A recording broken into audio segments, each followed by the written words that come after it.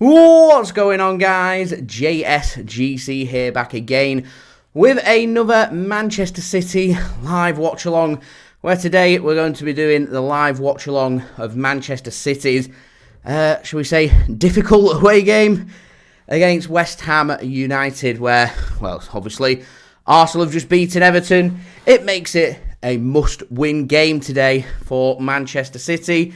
Hopefully, they can get the job done, get the 3 points, and push forward with the remainder of the season. I know it's very disappointing that Everton conceded late against Arsenal, conceding twice and losing 2-0, but it is what it is. Manchester City have just got to remain composed, do a professional game, and get the job done. Pick up the 3 points is all I'm really caring about. I imagine with what's remaining of the season, we know we've got 9 Premier League games. We've got to win all 9 of our Premier League matches. If we can do so, then Arsenal dropping points somewhere would be fantastic, because that would then give us the lifeline needed to win the Premier League. However, I feel like that's the benchmark that Manchester City are looking for, really. It's got to be, for me, very simple. Just try and pick up 9 wins from our 9 remaining Premier League games and hope that at some point Arsenal under pressure will be able to buckle. At the moment, it's 10 points. It sounds very big. 2 games in hand. Win both games in hand. 10 becomes 4. 4 points, much more manageable. Why is it much more manageable? Well, we've still got Arsenal to play, and that is included in them 9 wins. So it means Arsenal will be dropping points against us and losing. That 4 points that we were just speaking about becomes 1. So you go from 10 to 1 if Manchester City can do a professional job. Look at the next 3 Premier League games. West Ham away tonight. We don't play for, nearly a month against Chelsea away. That's a pivotal Premier League game, along with this game tonight against West Ham, and follow that up with the match against Arsenal. Our next 3 Premier League games, pick up 9 points from them Premier League games, and all of a sudden, this 10-point gap that we're looking at will mathematically become 4 points, with City having a game in hand against Crystal Palace. There is the potential that if Real Madrid do the job that's needed of them at the Etihad Stadium on Tuesday, that if Man City end up going out, which I'd say 99% of the time would happen, that means that Man City do free up their midweek schedules through April. There is the potential, they might not do this, but they might also do this, that City could play Crystal Palace before we end up facing Chelsea, or the good sandwich it between the Chelsea and Arsenal game. And if I were Man City, if they win tonight but we go out against Real Madrid, 100% I would be doing that. I'd be getting that game in hand out of the way.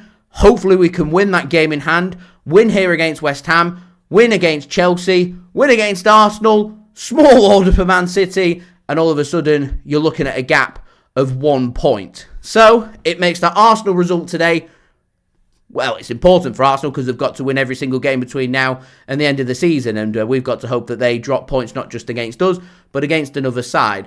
Arsenal's games, on paper, look pretty straightforward. However, there's a couple of real tricky games against teams who have got plenty to play for, and that's where the tricky issues lie. That, for me, is where the potential to drop points is, because Arsenal, taking on teams who have got things to play for, are going to be grinding to try and pick up points any which way that they can. Everton, for 89 minutes today, did a good job on Arsenal away from home. They've demonstrated to the rest of the Premier League, you want to go to the Emirates Stadium, potentially take points off Arsenal, then all you need to do is sit back, defend, let Arsenal try and create. As long as you've got numbers back, defending the balls into the box, Arsenal were pretty nullified. They weren't creating anything. And had Jordan Pickford not made that mistake of coming to collect a ball that wasn't there, Arsenal wouldn't have scored today. Arsenal would have dropped points. Arsenal were minutes away from dropping points. That's why you see the scenes at the end of the game. It's not more of, it's a fantastic job done by Arsenal, but more Arsenal relieved that they just about managed to get the job done. and I've maintained this, and I'm going to maintain this from now until the end of the season, or until Man City start dropping points and it becomes mathematically impossible that they can't win the Premier League anymore, that if Man City can just get Arsenal under pressure, with the games that Arsenal's got to come, I expect them to go through in the Champions League. I expect them to go far in the FA Cup. They're going to end up with a fixture pile-up towards the end of the season. So it means tired legs taking on teams who have got things to play for. It becomes not very easy for Arsenal. Any drop of points, and if they end up going out any of the competitions, they've got to dwell on a negative result for a week. It becomes a big battle of mentality, and that's the big hurdle that Arsenal's got to get over. At the minute, they've got a really nice big 10-point cushion that Man City can make into 1 point if they do a professional job over their next 3 Premier League games, potentially 4 if that game in hand against Crystal Palace gets rearranged at some point for between the beginning and middle of April, which if we go out the Champions League, Man City can do that, and if I was Man City, I would be doing that. It means then all of a sudden it becomes very much game on for Manchester City. So the mentality of the players, if I'm Pep, I wouldn't have had them watching that Arsenal game. I would only have told the players about the Arsenal game had they dropped points today as a morale boost. Everything else, not paying attention to it. You've got to be focused. We lost 3-0 against Real Madrid midweek. We've got to respond, and that response has got to come today, because if it doesn't come today, then Man City dropping points today, you're looking at 9-10 points behind Arsenal. You're looking at a situation where you've got Man City needing more points than games remaining, and when you're in a Premier League title race, more often than not, that's pretty much game done. And with the fixtures Arsenal have got, I just can't see enough points being dropped. So for me, we've just got to go out there and get the job done today. I'm happy, really happy with Man City's lineup, and I'm confident that City's lineup can do a job today as well. So we'll have all the build up to today's game. I think that's my talk about Arsenal over and done with. They've won the game. They've done what I expected them to do. Scored a couple of goals, kept a clean sheet. It's come later than what Arsenal would have wanted. It's a blow for us that it's come so late in the game when hopes are high. Your expectation has got to be that, though, because for me, I just don't see Arsenal dropping points over maybe the next month, other than the game that they're taking on against Manchester City. It gets a bit more complicated for Arsenal towards the end of the season. Just having a look at their fixtures and where you think points might be dropped. Don't like doing this, but you've got to when you're chasing you're needing favours and you're chasing. Arsenal's next Premier League game not taking place until the 11th of April. We've got Bournemouth at home. Bournemouth aren't a defensive side, so I can't see Bournemouth doing anything against Arsenal. It's an away game against Man City where we need to beat them at the Etihad Stadium. And then it gets a bit more tricky because they're away against Newcastle United at the end of April. Newcastle, of course, grinding, trying to compete to get a potential European spot, potentially even a Champions League spot. So that becomes a game where Newcastle need points, Newcastle need wins. Newcastle fresh from winning at Stamford Bridge today.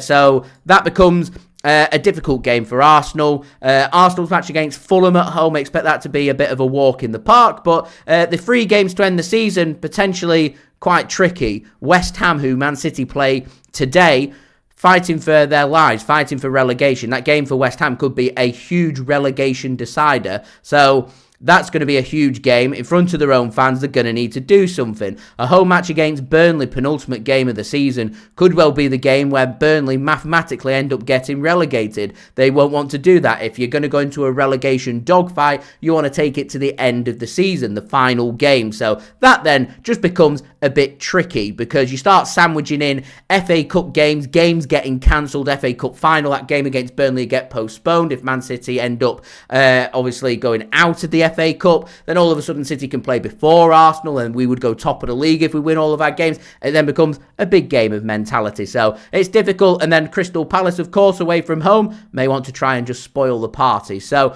all hope isn't lost. What is, I'm certain, needs to happen. We need to win every single game between now and the end of the season. It's got to start tonight against West Ham United. So, before I do crack on, we're speaking about the teams and this live watch along for this game. Don't forget, if you are enjoying the content, guys, do subscribe to my channel. It is free to subscribe. Going to keep you guys up to date with all the latest City content here on YouTube. So if you haven't done so already, do subscribe. Also, don't forget as well to go and check out my social media links. They're in the description if you want to go and follow me on my X, Instagram and TikTok. Email also in the description too if you want to hit me up for any sponsorships for any videos or any general business inquiries. Don't forget as well to leave a thumbs up. We are aiming for 100 likes, so any help towards that, guys, would be much appreciated. We are already making a good leeway into that 69 likes away from 100 into the 30s already, so any help towards that, guys, would be great. Also, don't forget as well to go and leave your thoughts in the live chat as well, including your score and team prediction for today's game. Corey, welcome, going with a nice positive 3-1 win for Manchester City. My score prediction as well, 3-1 Manchester City. Getting feeling nice and positive, going with a 3-0 Man City win today. Super, thank you for tuning in as well. Arsenal didn't play a good game. They've done what they needed to do. They've picked up the 3 points. We need to respond here and make things happen. Uncle, welcome, thank you for tuning in. Says, I just want 3 points. I'm very much on that wavelength as well. Jessica, welcome. Thank you for tuning in. Jessica, of course, helping to moderate today's chat. So remember, guys, no spoiling it for others. Make sure you have a good time and keep things friendly and clean. That would be much appreciated. And welcome, Jessica. Thank you for tuning in. It was a bit of a crazy end to the game. It happens. Everton were chasing the game. Arsenal ended up doubling the lead. Obviously, the Pickford mistake in coming out to collect the ball that wasn't there to be collected. To be fair, Jordan Pickford has that in his locker. He can be a real good keeper sometimes, and he makes real gaffes and judgment of errors at others. He's not a perfect goalkeeper. For me, he does a good enough job when he's playing for the England national team, but Jordan Pickford, for me, has never been a goalkeeper that's capable of being a top 6 goalkeeper, and I thought today showcased just that. Pulls off some incredible saves, and then other times just has big time errors in him, and because of that, I think that's something that does hold him back. And I do genuinely feel that if there is a consistent English goalkeeper out there, they could potentially push Jordan Pickford all the way to become the new long-term England #1 goalkeeper. Yes, I'm looking at James Trafford, so we'll see if it does end up being him. Hopefully it'll be whilst he's at Man City, but we'll have to see what does happen. Renel, thank you for tuning in. Lack, thank you for tuning in, much appreciated.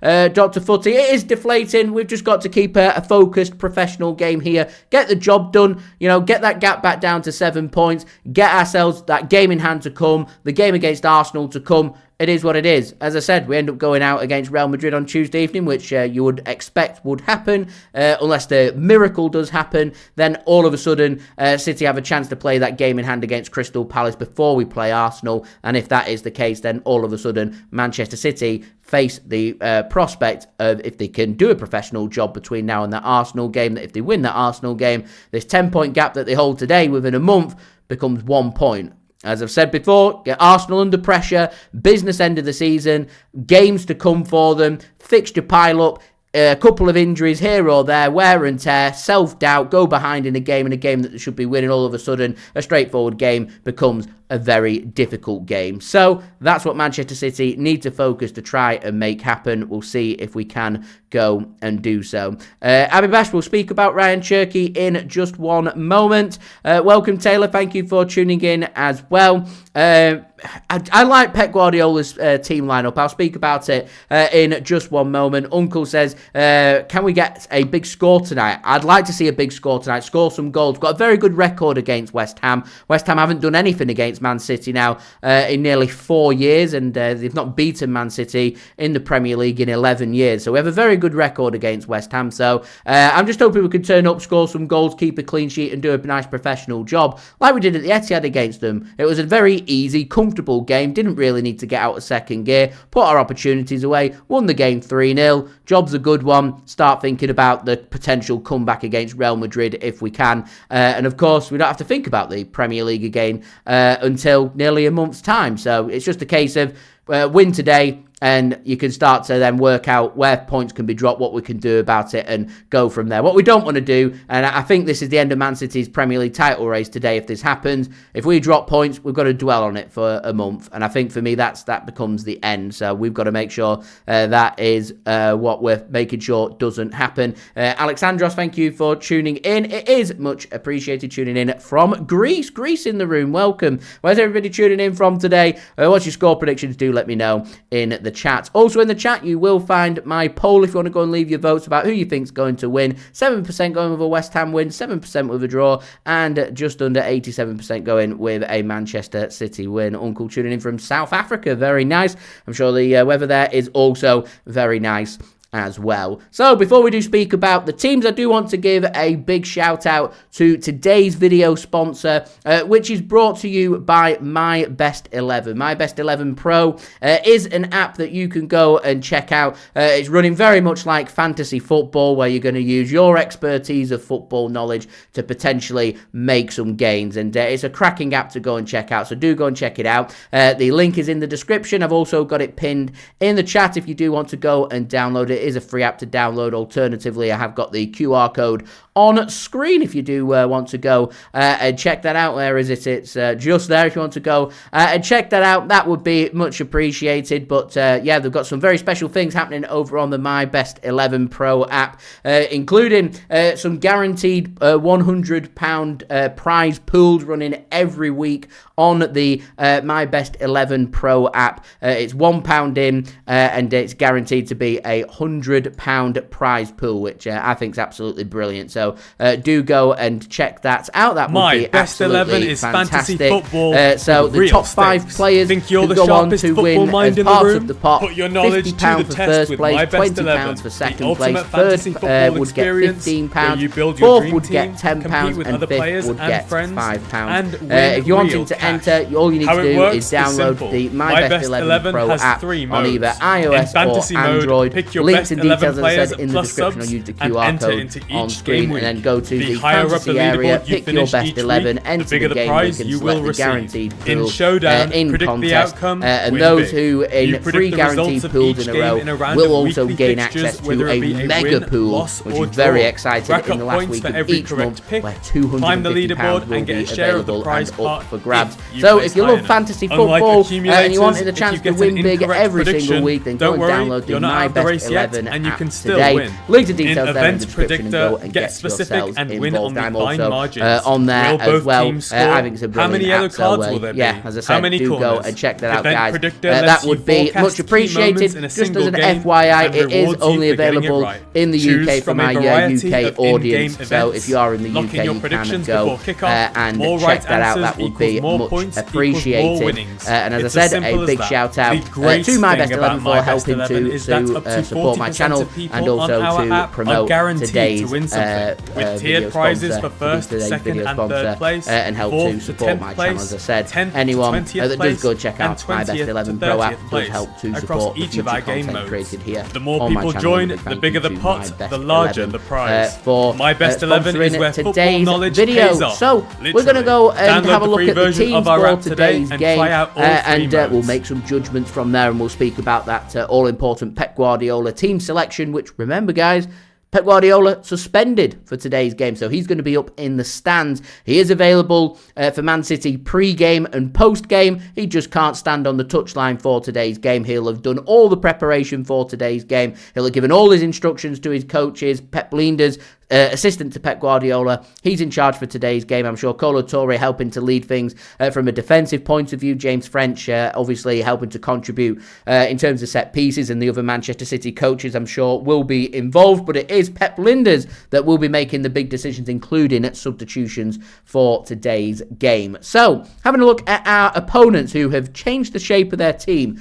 Interesting call has been made by West Ham manager Nuno Espirito Santo. Normally sets his teams up to be very well drilled, very well organised, and quite difficult to play against and create opportunities against. So if we could do, we've created a couple of opportunities and been clinical in the first phase of the game, the first 10-15 minutes of the game. Today is the day really to go and do that, just to basically change West Ham's approach and game plan, and also settle us down, which I think would be brilliant. So, West Ham's team for today's game in their 3-4-1-2 formation. Normally go with a 4-3-3. It's Hemenson starting in goal. Mavropanos, Disasi and Todibo going as a back three.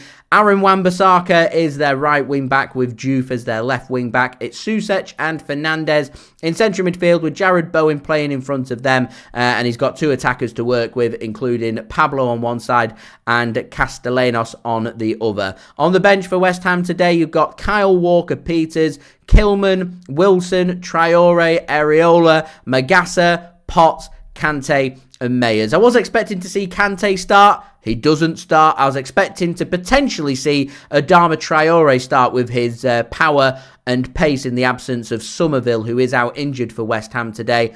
But it's not to be, as is goalkeeper Fabianski. Callum Wilson, I thought, might have featured in today's game as striker, but he doesn't. It's Castellanos and Pablo as the 2 attackers, and Jarrod Bowen, of course, the main creative threat. Got a very good free kick on him, got a very good set piece on him, good with his corners. City need to be mindful of that, mindful with the balls into the box, the crosses into the box.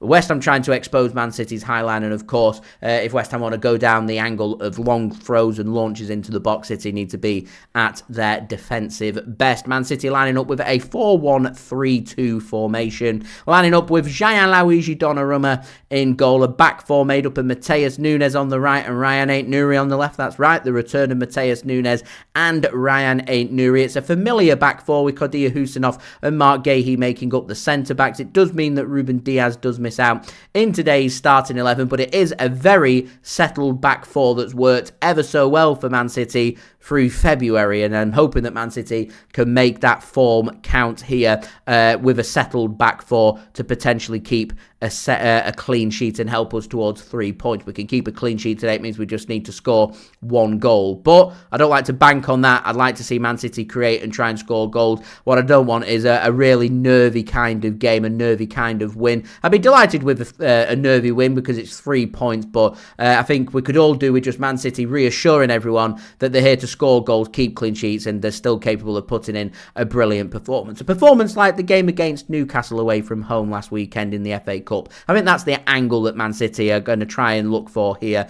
So it's no surprise to see City revert back to their 4-1-3-2 formation after shaking it up midweek against Real Madrid, which I don't know why we did that. Rodri starting as City's lone defensive midfielder. It looks like Bernardo Silva is going to be playing behind the 2 strikers. Antoine Semenyo on the right-hand side. It's Nico O'Reilly on the left-hand side. And then 2 strikers, which I've been calling for a long time. Omar Marmoush, which I reckon will go on the left, and Erling Haaland will go on the right. So I'm excited to see the link-up play of Haaland and Marmoush. I'm excited to see Antoine Semenyo making himself involved. I'm excited to see more Nico O'Reilly playing in midfield rather than at left-back. I'm excited to see the creativity of Matheus Nunes and Rayan Ait-Nouri. I'm excited to see Abdukodir Khusanov once more. I think the only other change I would have made is I would have gone with the fresh legs of Nico Gonzalez rather than Rodri would have been my only change there on Man City's team. I think Doku's unlucky to miss out, but he is on the bench. Savinho picked up a knock, so he's not fit enough to make the Man City squad for today's game. On the bench for City then, you've got James Trafford, Ruben Dias, Tijjani Reijnders, Nathan Ake, Mateo Kovacic. Nice to see the return of him. He potentially could be getting some minutes today for Man City on his long-awaited return. I don't think he's played any minutes since, is it November? Rayan Cherki. Not sure why Rayan Cherki isn't starting. I thought he might have come in for Antoine Semenyo. Here we are, so Cherki could make an impact off the bench. Considering he didn't start against Madrid, I thought he would have started this game. You would think that Rayan Cherki, though, will be starting against Real Madrid midweek, looking for the creativity, and with how fresh his legs should be, you think that Cherki potentially would be starting the Carabao Cup final in 8 days' time. We also got Phil Foden on the bench, Jeremy Doku and Nico Gonzalez. Phil Foden just struggling to work his way into the Manchester City starting 11. I'm sticking with what I said in my preview, though, going 3-1 Manchester City, and I'm going with goals today. Marmoush, Semenyo and Erling Haaland. A goal for Jarrod Bowen, I reckon, for today's game between West Ham and Manchester City. Fingers crossed we can get the big 3 points. So Geffin going 3-0 Man City, reckons Haaland, Brace and Semenyo. Geffin tuning in from Wales. Welcome, Geffin, much appreciated. Jennifer, welcome. Or he says Steve from Connecticut anyway. Much appreciated, Steve. Thanks for tuning in, and thank you very much for your kind comment there. It is much appreciated. You also got Jessica tuning in. Is that Tennessee? Jessica, I presume. Alexandros from Greece going with a 3-0 Man City win. Uncle, I don't know why Nico G isn't playing. He would have played for me. He's fresh, raring, good to go. I always feel like Man City's midfield's got an extra just extra bit of freshness and a bit of an extra, spark in the team. But here we are. There we are. Dave says, 5 minutes away from it being back into your own hands. Very disappointed. Reckons a scruffy 1-0 win for Man City today. I think that's it's a disappointment. If Arsenal score a couple of quick goals, after 10 minutes and 15 minutes, it's 2-0. They don't build on it and they just coast the rest of the game. And, they end up winning the game 2-0. I think everyone had just gone, well, Arsenal's just done what they've needed to do. They won 2-0. We move on from there. But the fact that it's come late in the game, Arsenal say it shows mental bottle. I like to go down the other end. I don't like things being decided late on. Yeah, it gives you them great scenes and stuff, but it also just shows that a team sussed you for 89 minutes, and it means then the next team that plays you are going to do the exact same. And I'll tell you right now, Arsenal's next game, Bayer Leverkusen, did a good defensive job on Arsenal midweek. They're going to be watching that Everton game and they'll be thinking, we could potentially sneak a goal. Because Everton did have chances and they'll be thinking, worst case, it finished 1-1. And Arsenal needed, for me, quite a dodgy call on a penalty towards the end of the game to try and, take something back to the Emirates Stadium. So I think if potentially Leverkusen get Arsenal to 0-0 by what Everton did today, which of course was the 80th minute or so, Arsenal will get a bit nervous. So I think that's just something maybe to keep an eye on in terms of the Champions League. I'll be honest, I've lost a bit of interest in the Champions League because I just can't see Man City doing the comeback. I'd love the comeback. I'd love a memorable night at the Etihad. I really would. I just can't see it happening, unfortunately, is my thoughts. But I hope City do give it a good go. And I think it'd be a brilliant confidence boost if we could give it a good go, score some goals against Real Madrid, and we go out with our heads held high. If we could win the game against Madrid as well, it gives us something really nice to build on heading into the game against Arsenal next weekend in the Cup final. So we'll see. Anyway, we have had kickoff for this game. Nothing's happened in the first 40 seconds. Man City playing in their all-black strips like New Zealand's rugby side, attacking from right to left. West Ham playing in their claret and white kit. So it's a claret shirt, white shorts, white socks. They're attacking from left to right for this game at the London Stadium. It's Tennessee. Thank you very much for that. Just because I don't mind Doku getting a rest after the Madrid game. We'll need him for the second leg, but would have liked Cherki instead of Haaland. Haaland's a fair call. I can see why City have gone with the two strikers. I think City just want to try and score goals. Potentially what you're seeing from City today is City just shaking things up ahead of Madrid. They might be thinking going with the two strikers, so they'll try it here against West Ham and see how we get on. We'll have to see. We will have to see.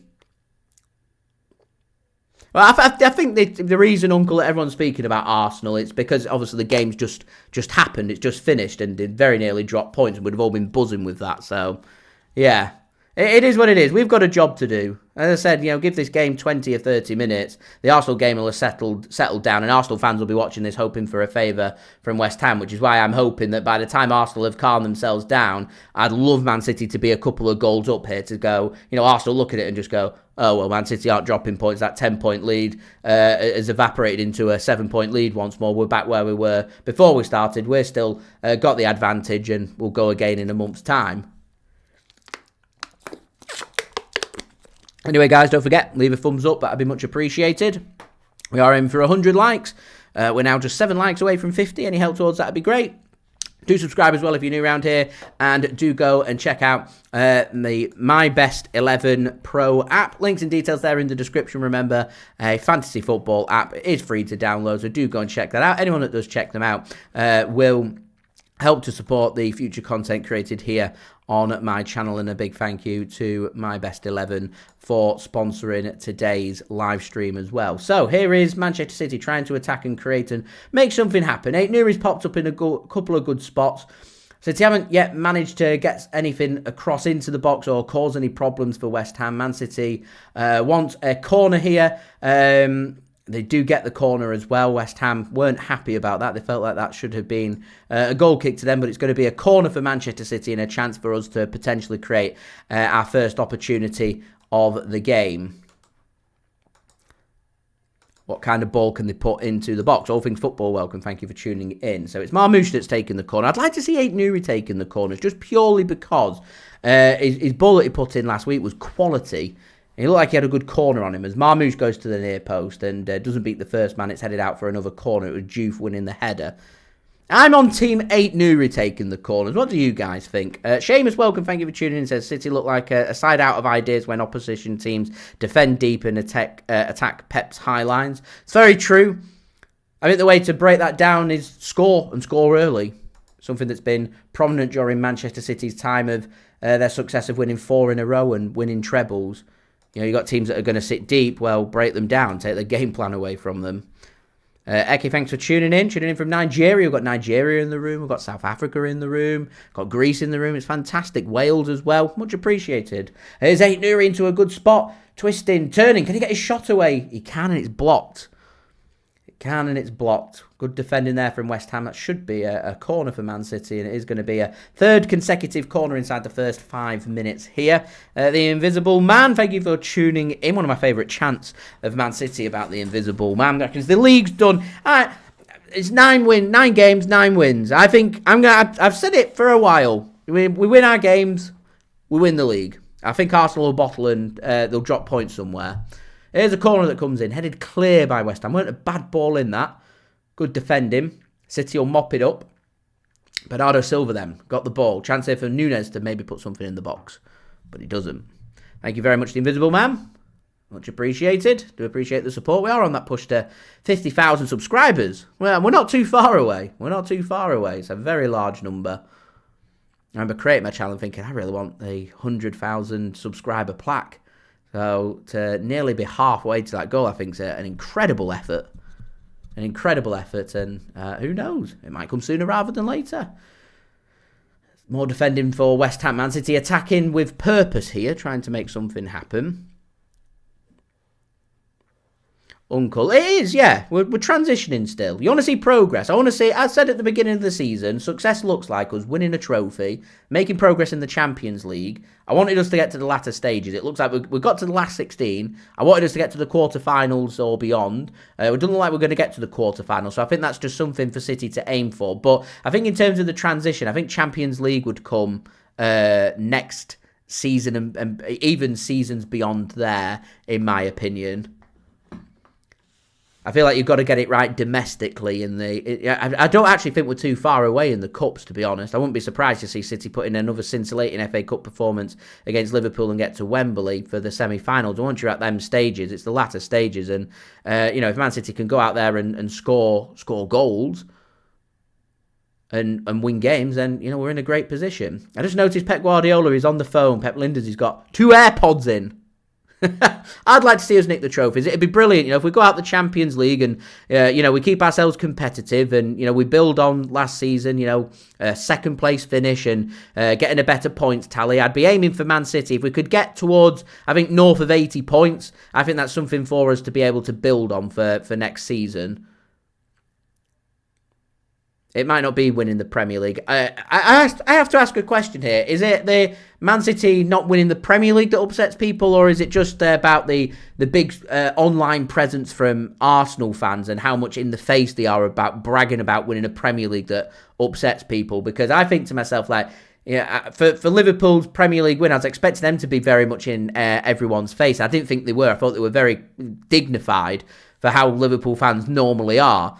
And I wouldn't have had a problem if Liverpool had built on that with the summer that they'd had and they had a back-to-back season as long as we made progress. Is it Arsenal winning the league that upsets people? Is it the low points tally? I don't know.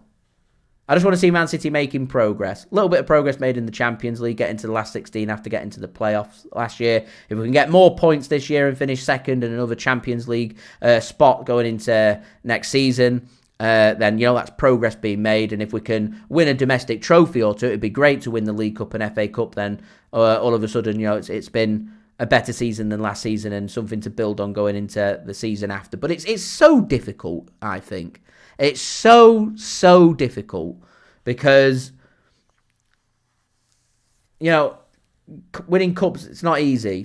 Psychologically, we lost to Crystal Palace in the FA Cup last season. So to have another cup final this season against Arsenal next Sunday It'd be very, but it could be a huge momentum boost for Man City if they can win against Arsenal. Gives Arsenal something to think about, and Man City all of a sudden feel like they've got a good recipe to figure out Arsenal. And I feel like the trick with you want to beat Arsenal is just to take your opportunities and keep things tight.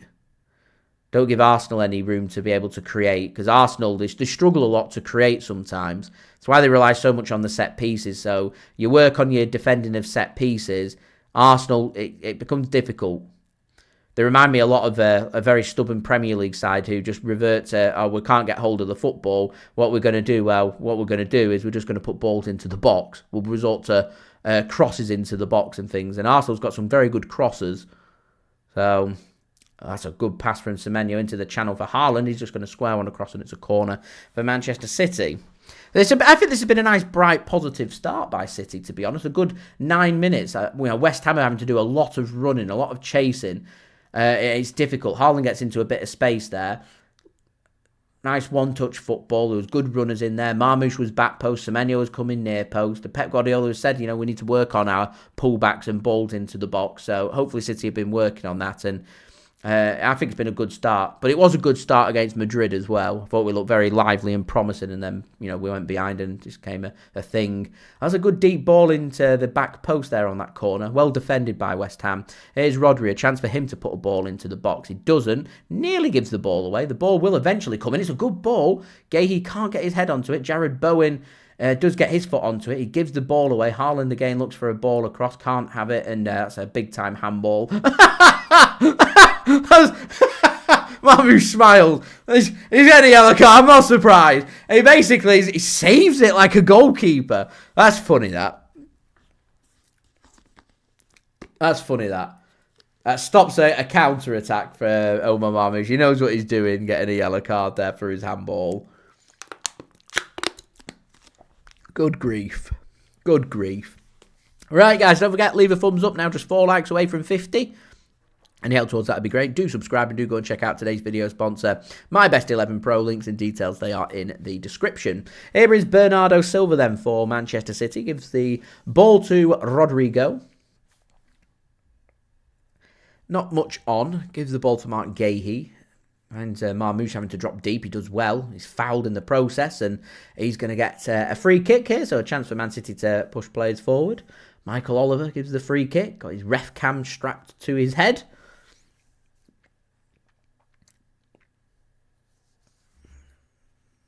Nuno Espirito Santo trying to do everything he can to try and keep West Ham in the Premier League. Got an interesting battle because Nottingham Forest are down there, who Nuno Espirito Santo, of course, was manager of Nottingham Forest just last season when they were a very good team.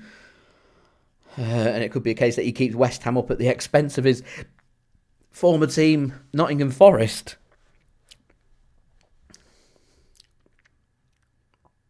Here is Khusanov then to Rodri.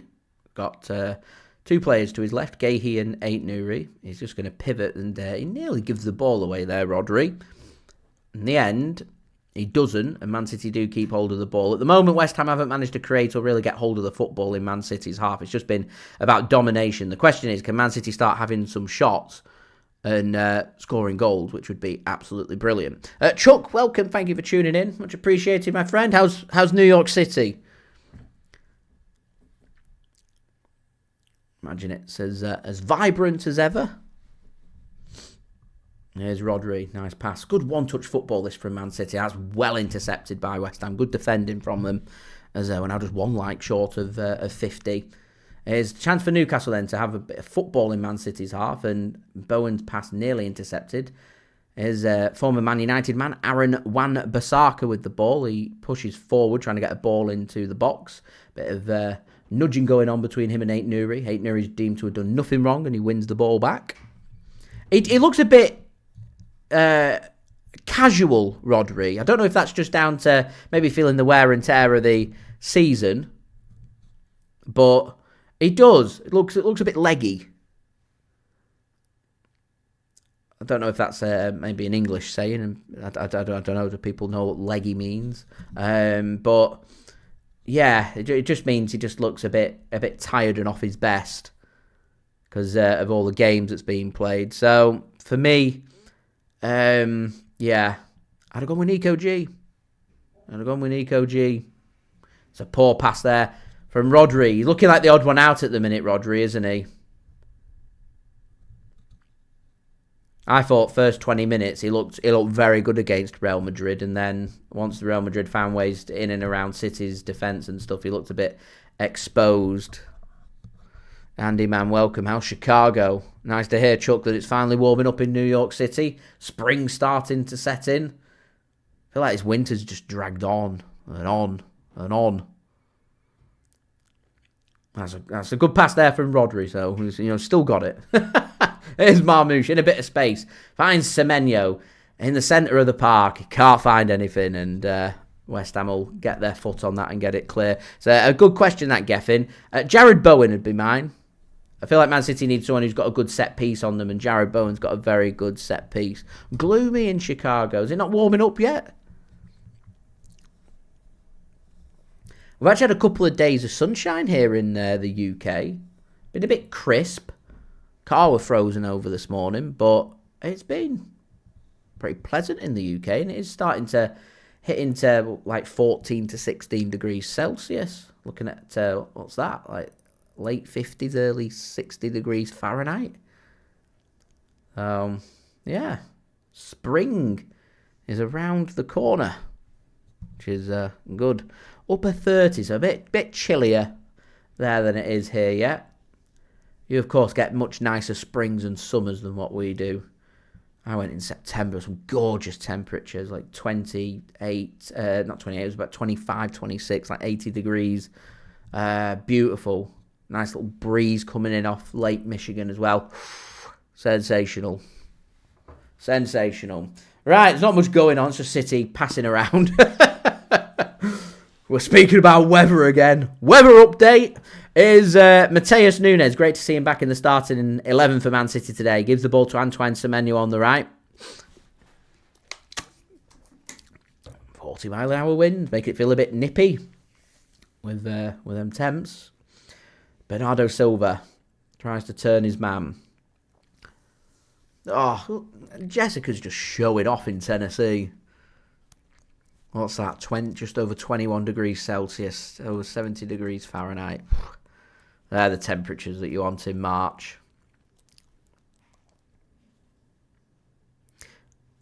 The weather, I think, is just starting to warm up in certain states in the US. I saw some of the weather things make the headlines over here in the UK. The tornado season in, I think it's Oklahoma, was getting reported on. So I presume that they're getting some hotter weather that's coming in, causing the moisture. Seen some brilliant stuff on TikTok, some of the images that people have got. Yeah, exceptional. Scary, very scary. Nature is very scary, but the pictures and stuff, very picturesque. Like a mixture of like good and evil in one picture. It's cracking footage. Anyway, here's Nico O'Reilly, gives the ball to Rayan Ait-Nouri, nothing on for him. Goes to Rodri, receives another pass. Good pressing this from West Ham in the tight areas, making it very difficult for City to be able to create. City have got a lot of bodies forward. Can they just get one good ball into the box, one quality ball, and does West Ham? They have to come out to play if they can do so. That's a good pass. Here's O'Reilly. Maybe it's going to come now. It's a good block and out for a corner for Manchester City. It's where you've got to make your set pieces count, really. No, I'm afraid not, Andy Man. Arsenal managed to make it happen. In the end, it would have been a massive boost for Man City if we was to have the Premier League title back in our own hands after, it's been a long 10 days or so since we last played in the Premier League. But here we are. A few warm days for Jessica, a few colder days. That's fair enough. It's March. It happens. Corner then for City. Doesn't beat the man at the near post. Get Ait-Nouri on them corners. Get Ait-Nouri on them corners. How many corners is that? It's 4, 5 corners that we've had. Not found a City head once. Here's Bernardo just driving forward to Marmoush. Bit of direct play from Man City. Can't make it happen. All them bodies of West Ham come into use. Man City, can they find the interception? Rodri can. And out of play for a throw into West Ham. Yes, 5. We've got notifications on 5 corners at the minute. 5 corners. And City haven't done anything with them. Got to make it count. Got to make it count. Might not be the last time Man City meets West Ham. If we get the job done against Liverpool in the FA Cup and West Ham win at home against Leeds United, then we could meet at Wembley for the FA Cup semi-final or even in the FA Cup final. Which you'll get a rendition of I'm Forever Blowing Bubbles, which was playing before the game. That's why you see all them bubbles in the air. Part of the song, pretty bubbles in the air. Yeah, their anthem, like Man City's anthem's Blue Moon or You'll Never Walk Alone with Liverpool. Here's Aaron Wan-Bissaka driving forward. Wants a free kick, no free kick. It is a bit of a snooze fest. There's not much happening. It's because we're not finding any space to have shots. It's one of them games where you're not necessarily going to have loads of shots. You just need to put quality balls into the box. Apologies to When Needed, by the way. Just seeing your comment further up there. Welcome, much appreciated. Presume tuning in from England. If you're still tuned in, where you're tuning in from in England. I'm in England, up in the northwest, in Greater Manchester. Here is Bernardo Silva, captain for Man City, into the 20th minute, 0-0.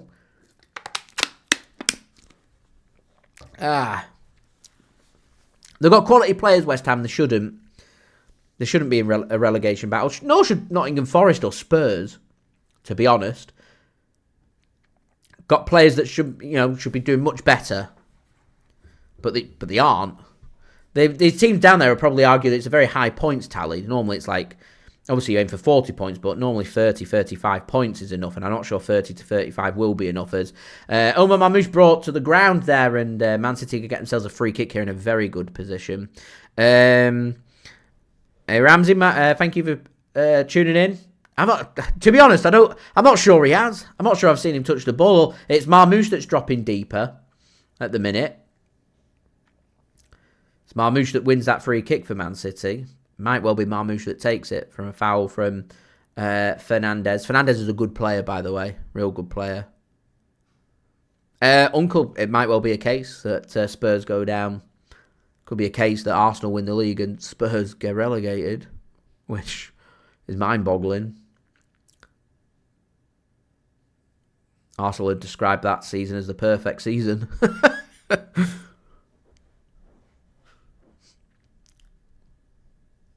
Right, we've got the old man lying down in front of the wall because of KDB that time. It's Cardiff, I think. Free kick then for City. It will be Marmoush to take through into the wall and out of play. I think it's avoided deflections and gone out for a goal kick. Not the best of free kicks, that from Omar. Omar's been involved in the first 21 minutes. Not really made much happen. His corners and free kicks haven't been on it. I mentioned before about specialist Bowen on them set pieces. But, yeah. I think Lucas Paquetá's left, hasn't he, now? It wasn't very good, was it, Taylor? Really wasn't. Good play this from West Ham. And that's lovely defending from Marc Guehi. Lovely, lovely defending. I think Guehi had a bit of a learning lesson against Real Madrid on Wednesday evening. I think it'll serve him really well ahead of the World Cup for England, that lesson for Guehi when you're going up against quality players. And they're the games where you learn the biggest lessons, Is Marmoush driving into the penalty area and the offside flag gone up? It has. I just think that, it's a big lesson for Marc Guehi. And if England are to advance to the latter stages of the World Cup, which maybe in English, fingers crossed, it does happen, then it'll serve him really well, these games against Real Madrid.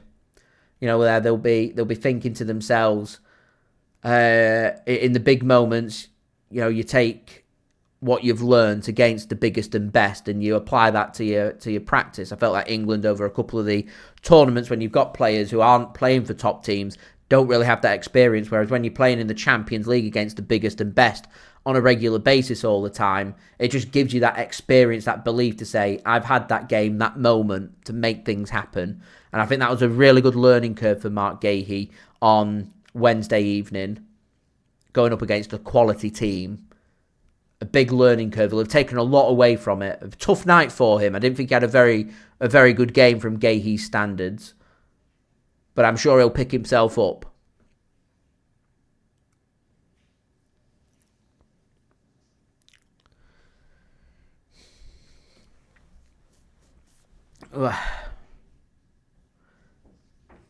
Haaland wins the ball back and wins it well for Man City, and he's going to get Man City a free kick as well for a challenge from Aaron Wan-Bissaka. So there you go, a Haaland touch. A Haaland touch. Just out of interest, Taylor saying Haaland should be benched. Who would come in? Would it be Doku that you'd bring in? Who would it be? Michael, welcome. Thanks for tuning in. Liverpool fan, hoping for a Man City. Is that just to stop Arsenal winning the league? There's a lot of people out there who don't particularly like Arsenal. They would rather them not win the league. I was just speaking about that a few minutes ago about are people upset about Man City not winning the league? Are they upset because it's Man City not winning the league, or are they upset because potentially it's Arsenal winning the league? Is West Ham coming forward? It should be cut off from Khusanov, and is. Good play that from West Ham. Really well read there from Khusanov. A heavier touch there from Bernardo Silva. Not the best of passes from Donnarumma. Just forced it into his feet. Bernardo's done well there, to be honest. Get a touch on that. City can get it clear. Aaron Wan-Bissaka allowed the bounce. He can turn and come forward, though. Up against Ait-Nouri. He's got to put the jets on to stop Wan-Bissaka from accelerating past him as West Ham give the ball away. O'Reilly gets his foot to it. It'll be a throw-in for West Ham. That's an interesting point, you reckon? Oh, so Semenyo acts as pretty much the second striker alongside Omar Marmoush, and go with Rayan Cherki with a bit of creativity. That's fair enough. It's a good shout. Uncle says he's got church tomorrow. Doesn't want to stay up till midnight. It's boring. Give it till half time if you're feeling tired. It's only 20 minutes away. Thought he was going to have a shot there. He doesn't, and City are going to come away with it. Here's Matheus Nunes. Lovely take on. Gets forward. Juve does well. He'll put a ball into the box. Not the best of balls in. And it's cleared there by Khusanov. Semenyo does ever so well. Lovely show of strength there from Antoine Semenyo. I feel this is where Semenyo needs to just learn a little bit more. He's so focused on trying to get forward and being direct. So focused on it. I feel like he needs to, in that situation that he was in there, he's got no passes on going forward. He's not going to take on 2 or 3 of the West Ham players. They've got him covered. Semenyo there for me has to be smart. Look for the options. Go back and allow them to find the space and either utilise moving it through the centre or to the left-hand side. He nearly ended up giving the ball away there through his reluctance of wanting to go back and trying to drive forward, which I appreciate the intensity of trying to get forward, but when there's nothing on, there's nothing on. Here's Rodri coming forward, finds his pass to Marmoush. City can't thread it through. West Ham will get it clear. Ait-Nouri, he's got a bit of space. He might be tempted to put a ball into the box. He does. Goes for Haaland at the back post, and I think Haaland's managed to get a touch. Doesn't see it till late and ends up going wide. People tend to go to the pub and they'll have an Irish drink, a Guinness, or maybe an Irish cider or something. I wouldn't say it's like a huge celebrations and stuff. Obviously not like it is in Ireland. Unfortunately, in England, they don't really make a big deal out of their patron saint day. That's obviously what St. Patrick is, the patron saint of Ireland.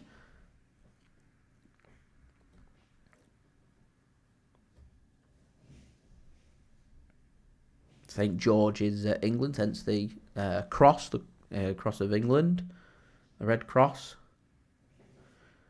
In April, never gets celebrated, no public holidays or anything. Yeah, a bit naff. Fairly sure Scotland and Wales get a day off for celebrating St. David's Day in Wales and St. Andrew's Day in Scotland. Here we are. Pep Guardiola, the assistant manager, is the one taking notes. Chad?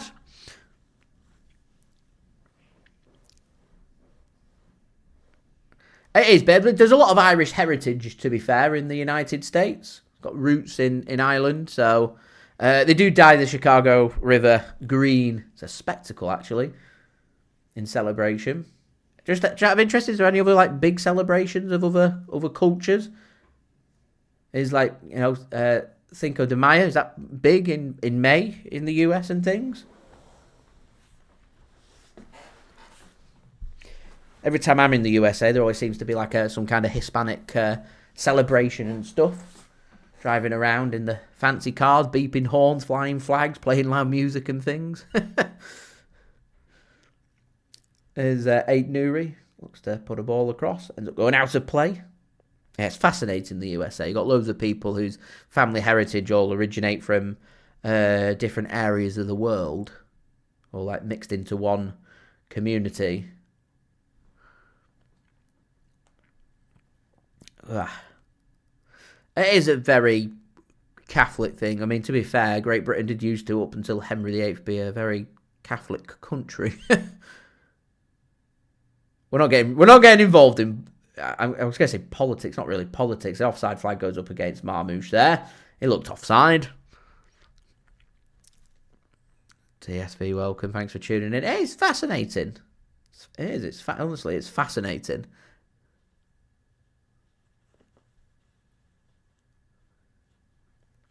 I noticed in the USA they've got a lot of public holidays as well. A lot more than what we have over here.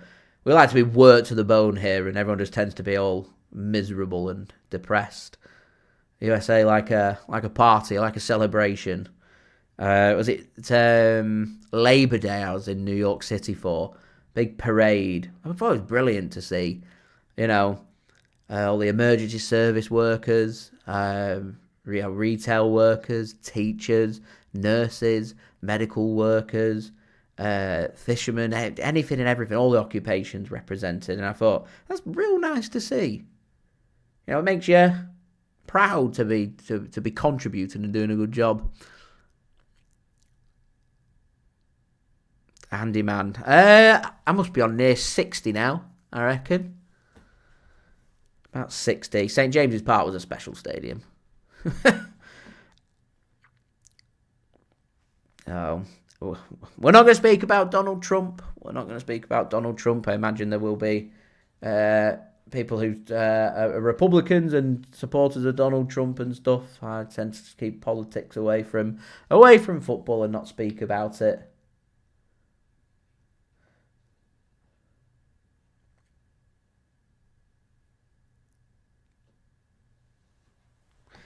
Here's Omar Marmoush now coming forward to Bernardo Silva. There's a great opportunity this for City. Just dinks one. Oh!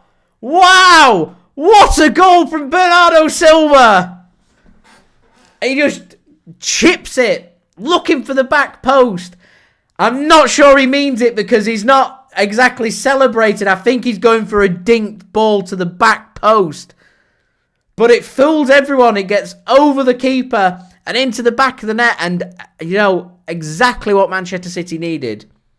Exactly what City needed. It's a brilliant goal. I'm just not sure he meant it. And going off his celebration, I don't think he did. No, he's looking for a cross.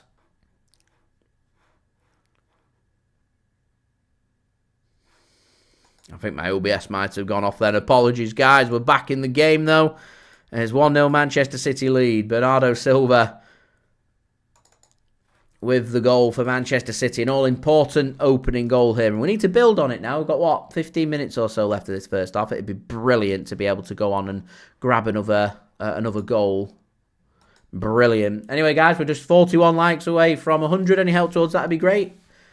Also, don't forget to subscribe and do go check out today's video sponsor, which is brought to you by My Best 11. Links and details, they are in the description. Free app to download, don't forget.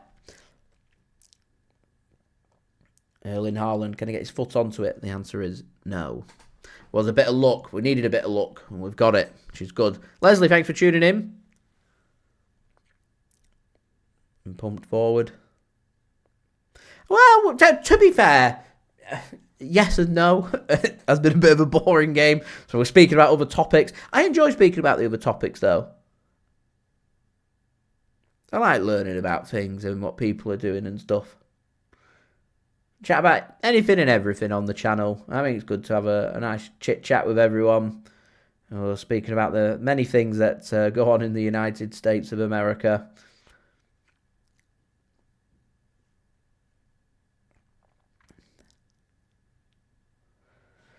Just what City needed, though. A good hit from Bernardo Silva. I think he's definitely looking for Haaland at the back post. I think it's definitely an attempted cross that he's got wrong. And lucky he did. It goes into the back of the net.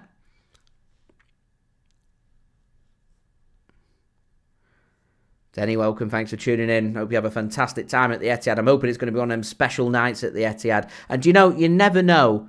We can... Oh, it's unlucky from West Ham. It's mopped up well by Khusanov, and it'll be a corner. First time where West Ham can have a corner and make something happen. Khusanov's not to know, so he just puts his foot onto it and gets it clear, and a bit of defending for City to do. Yeah, you just never know. City could score in the first 10 minutes. That 3-0 becomes 3-1, and if you can find a way to get that killer 2-goal cushion, all of a sudden Real Madrid will be thinking about defending. You've got them where you want them. Score a couple of goals in the first 20-25 minutes, and that's very much game on. Not impossible to do, just very difficult because Real Madrid are a good team, very experienced team. Bowen then puts a corner in, it's missed, and it's a goal, 1-1. Said be careful of the set pieces. And it's 1-1. There we go. No sooner have we gone 1-0 up than it's gone 1-1. First set piece, first chance that West Ham have had in front of goal and find the goal. As easy as that. Poor defending from City. And that's just what I said, we've had 5 corners and done absolutely nothing from them. West Ham have their first. A good ball into the box. Keeper can't get his hand onto it. And just it's over the line. It hits the crossbar. Poor goalkeeping. Poor from Donnarumma. It's like Jordan Pickford-esque. You're going to come out, you've got to get the ball, and he doesn't. Poor goalkeeping. Mavropanos with the goal. And City again just have some work to do. Really, really poor goal to concede that. Not what we needed at that time in the game either. You just scored a goal. You've had a bit of luck. You've been given your opportunity and you just...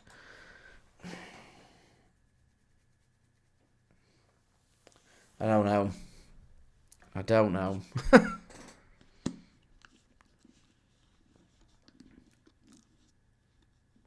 It's a good point about Trafford because, Trafford's really building upon himself and we're going to end up losing James Trafford to back Donnarumma. And I've maintained since we brought Donnarumma in, Donnarumma was Man City the choice that he wanted to go to as his next club, or was it just his nice route out of PSG? And if that's the case and it's more short term, how long is he going to be here? Because I don't want us to lose James Trafford for us to gain Donnarumma, for Donnarumma to then say I'm gonna leave, as Bernardo Silva's picked up a yellow card. So he's on 9 yellow cards now. So he's got to be very careful about a suspension. A yellow card in his next game against... I think it'll count in the FA Cup. So he picks up a yellow card against Liverpool or Chelsea. He's going to end up being suspended for the Arsenal game. I'm not sure when that 10 thingy comes in. I'll have a look.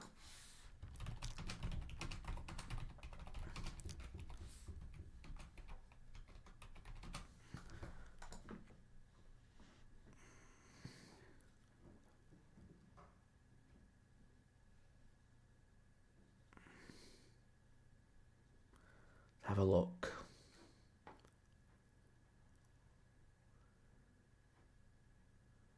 I'm fairly sure it resets itself at some point.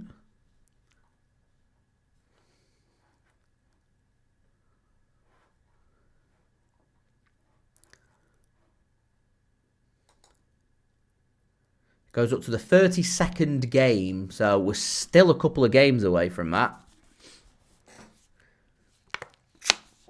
So Bernardo Silva could end up being suspended for the Arsenal Premier League game. And he's 9 yellow cards now. He's got to be very careful.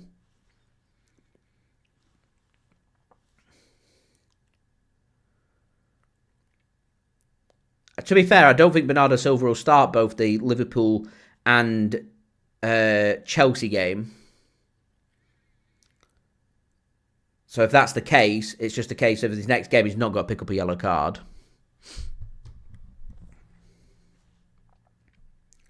Anyway, City have just got to try and... West Ham are coming forward again in a bit of confidence and have just scored, so why wouldn't they? Trying to make things happen. Here's Ait-Nouri. Getting players forward. City just got to try and find the space. Here's Guehi. Takes the touch. Takes 2. Going to get it clear. And he's fouled and gets City a free kick.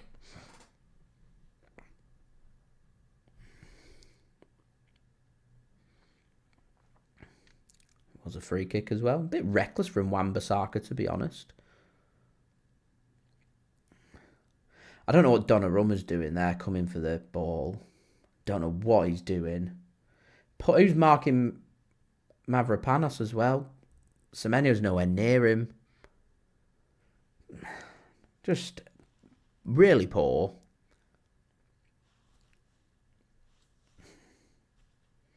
Surprised Wan-Bissaka's not gone in the book for that. It's as yellow card challenges I've seen that.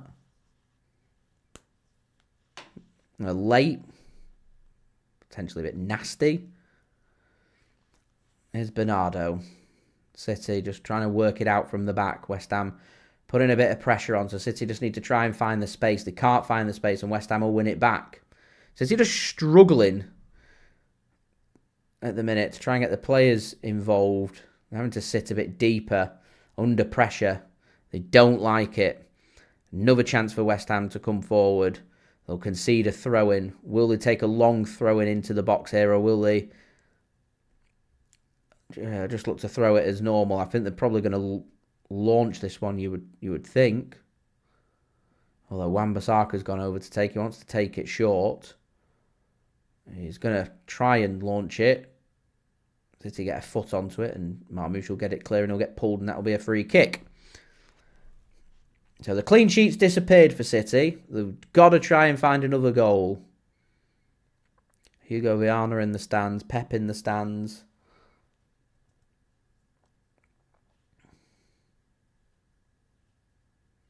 You know, I do really worry, guys, about our set pieces.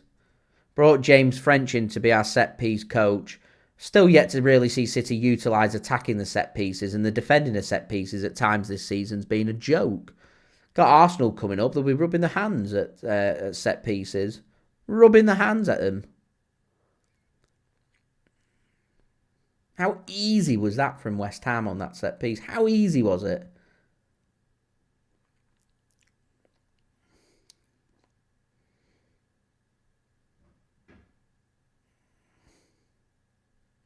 Matheus Nunes had gone down. He's walking a bit gingerly. He's back on his feet, though.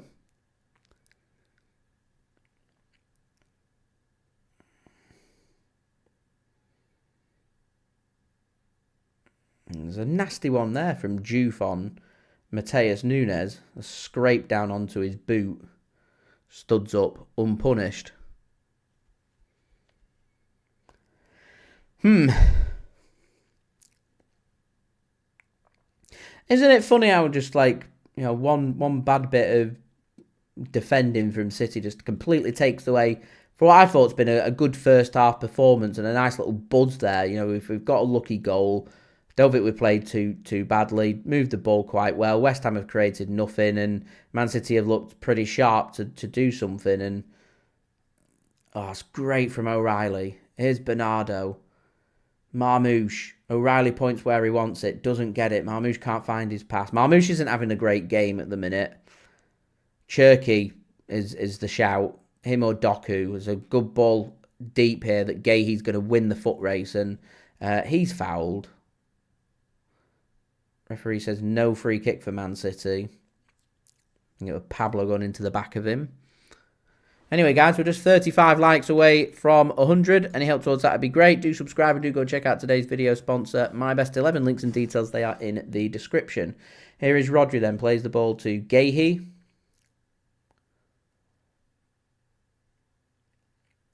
Here's Abdukodir Khusanov now. To Bernardo Silva. Finds Rodri, and Rodri's got a bit of space to work with now. Not the best of passes again, looking for Marmoush and can't link it up. Again, though, another 45 minutes nearly of football. No way getting Haaland involved in the game. Ball sent into the channels by West Ham. Another chance here for them to try and create. Ait-Nouri's all over it, though. Jarrod Bowen putting the chase on. Man City should be able to mop this up and can. And they'll push forward now. Here's Marc Guehi. He's got Semenyo in space. There's a fair bit of space for Man City to work with, actually. West Ham have committed a lot of players forward. It's better distribution out from the back there from City. And the space is there when West Ham want to come forward. if Man City want to capitalise on it. At the minute, they haven't. Got to penetrate a bit better. Here's Semenyo then to Nunes. He's going to turn this one backwards because he's got no other option. Finds Bernardo.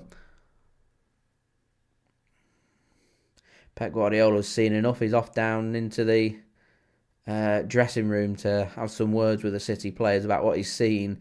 It's almost more intimidating for Man City, knowing that Pep's in the stands rather than on the touchlines. You know, it's like the big boss. He's coming downstairs now to have a word. Khusanov has a drive forward. Can't make it happen. Could run into a bit of trouble here. And here's Haaland. In space. And it's wide from Semenyo. He should bag. It should be 2-1. It should be 2-1 Manchester City, that. Brilliant work there from Marmoush and O'Reilly. Good vision that from Erling Haaland. Nearly has himself an assist. Should have himself an assist. Semenyo just doesn't get it right. He drags it. Keeper's beaten. Massive chance that for City. Massive, massive chance. And he just doesn't capitalise on it. As we go into the first 2 minutes then. Maybe a chance for... for one more chance in the game. Bernardo Silva.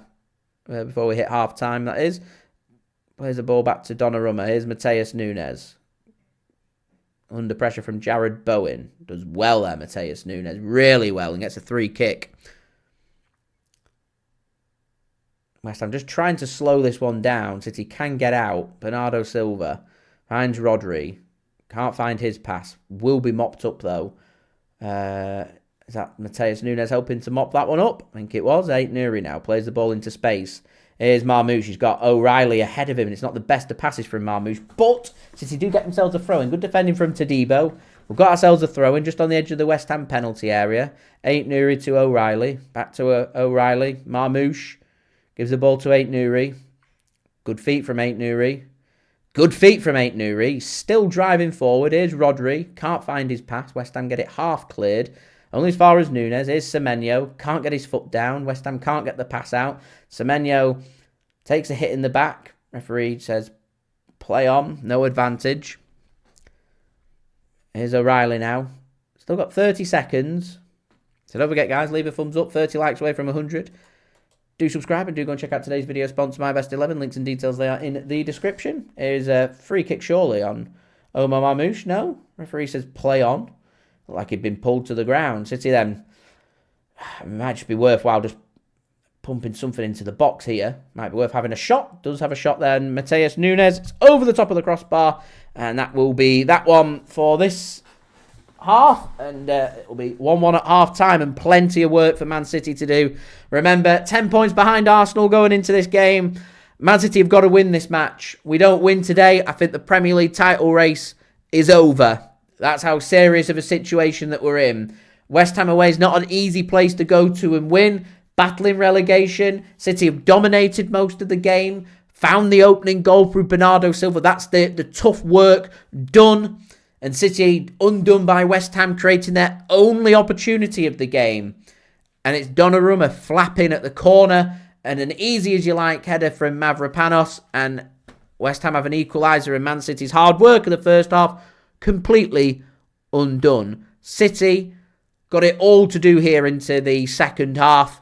High pressure, high stake game. Arsenal had to leave it late to win against Everton under pressure.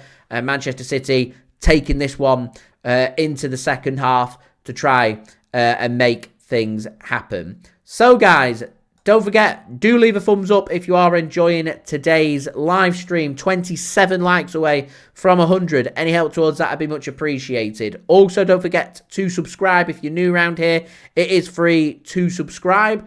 Also, don't forget as well to go and check out my social media links. They are in the description if you want to go and follow me on my X, Instagram and TikTok. Email also in the description as well. If you want to hit me up for any sponsorships for any videos or any general business inquiries. And finally, get your thoughts for half-time in the live chat. City are going to shake things up in the second half. Where are the changes going to be made? Who are the changes going to be? I'm looking at Man City's bench as we speak right now. I'm looking at the likes of Rayan Cherki, Jeremy Doku, Phil Foden. These are the players that Man City are going to be looking towards, trying to make an impact from the bench in the second half if things continue not to go in Man City's way. I think City again have struggled to get Erling Haaland involved in this game, and his poor goal-scoring form in 2026 continues. Normally, a good ground for Erling Haaland to go to and score goals. City just can't find ways to create opportunities. However,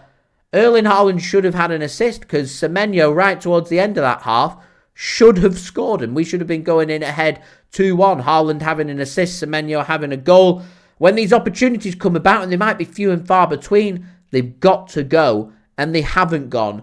And they can be the big differences between winning games and dropping points. And we're in a position now, we're that far behind Arsenal.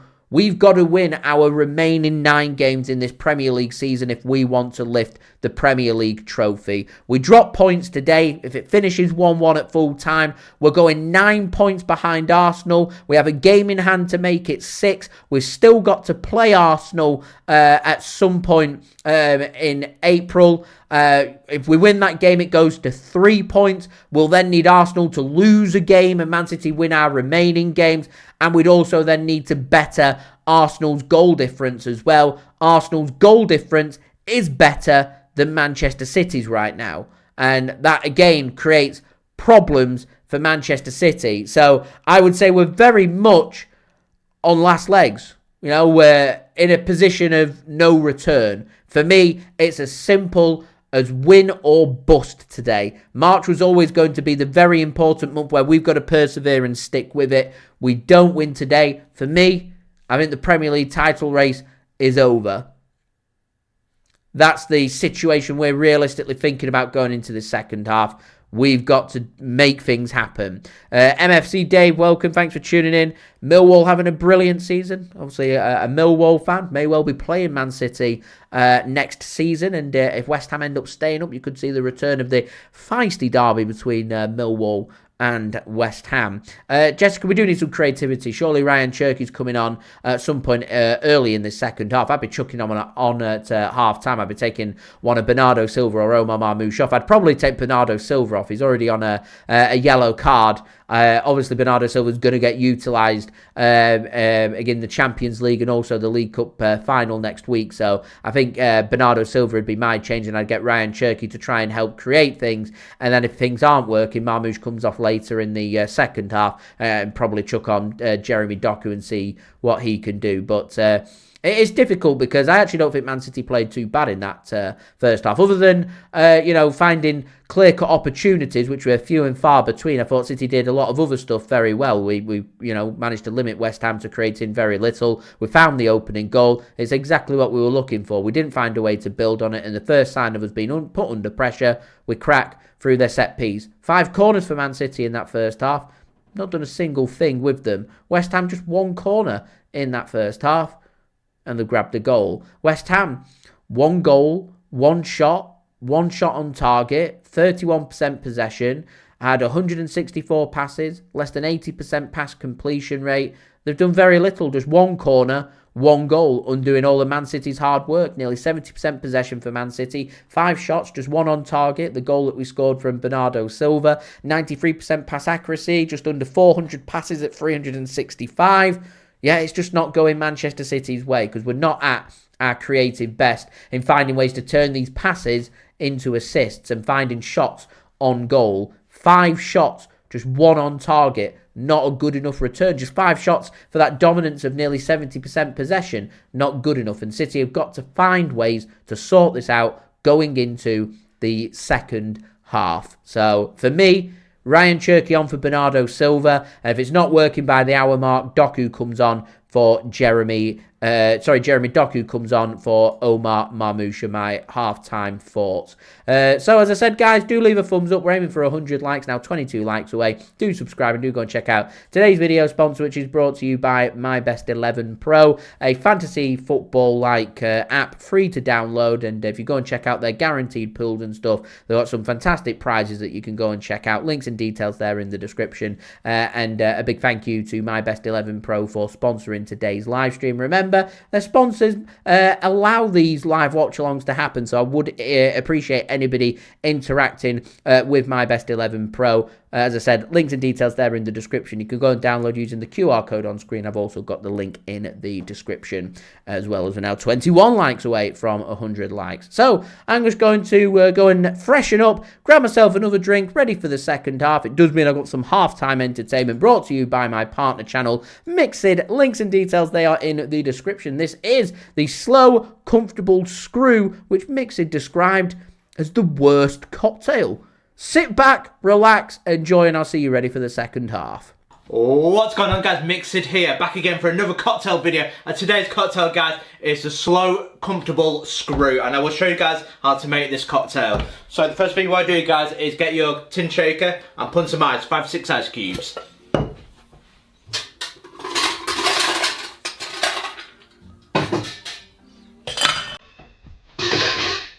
So the first thing we're going to check, guys, is 30ml or 1 ounce of gin.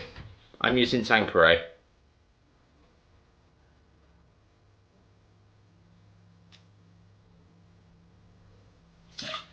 Next thing we're going to check, guys, is 30ml or 1 ounce of vodka. I'm using XIX brand.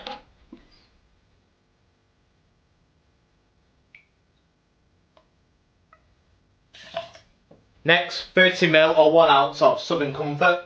Because there is Southern Comfort, because as I'll just show you, as I got off the bar optics. What you want to do now, guys, is put your lid on. Give it a good hard shake, 8 to 10 seconds, get nice and chilled.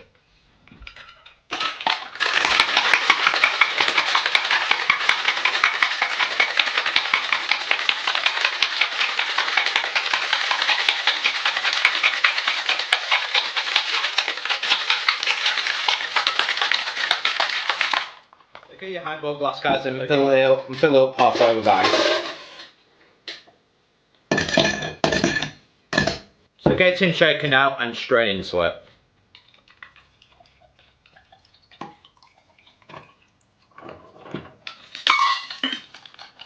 The last thing to do now, guys, is top it up with freshly squeezed orange juice.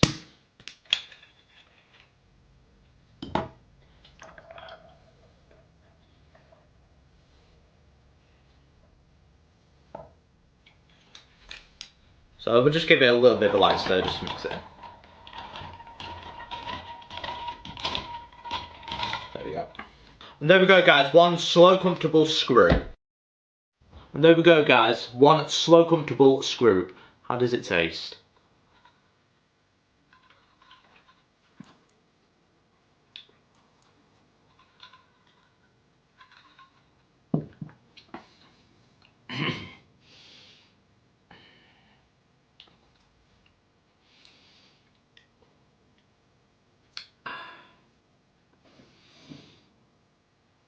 I'll be honest, that's not my favourite cocktail one bit. Really isn't.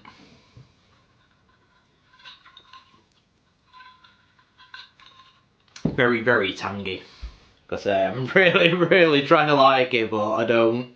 Because it's really tangy. It's very strong, the orange topping it up. Because we've been fresh squeezed, because they're just very tangy like that. Because it's too tangy, it's too zesty, it's too bitter that. Because I don't like it, I'm one bit. I mean, I could probably give it a 2 out of 10. Because it's not to my liking at all. That's not to say you don't. Because I even like Southern Comfort as well. But to me, the orange juice, the fresh squeeze, is just too overpowering. That's just too.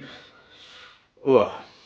It's not for me at all. Because that's too much of it. Because that's not mine. Because if I was to make adjustments to that, be a lot less orange juice in that. So it's. The top of it, it's freshly squeezed orange juice. It's just too tangy for my liking. That far too tangy. I don't like it. Because there's one of the rare cocktails that I don't like. I'm trying to like it. But I'm not winning. No. So do let me know in the comments below. Where did I go wrong with this? I'm trying my best to like it. I'm really trying my best. But I just can't. Because I'm disappointed with it. It's because I want to like it, but I don't. But that, guys, has been the slow, comfortable screw. Because do let me know in the comments your recipe. Because I think if I was to do this, make it again, I think it'd be 1 part each. So that's because maybe less of it. Because there always is bitter gins. Because you either love it, you hate it. I don't mind gin. Because especially with that bitter taste. But to me, it's the orange juice. It really, really lets this cocktail down. It's far too tangy. It's too much. Because a little bit less orange juice, I think it'd be alright and be a nice drink. Especially as it's just not balanced. That's the word I'm looking for. Not balanced at all. Because it's not a balanced drink. Too overpowering that. But I've been Mixing. Don't forget to like and subscribe to Mixing for more cocktails like this. And I will see you guys for my next cocktail video. Cheers. God, that is absolutely awful. Ugh.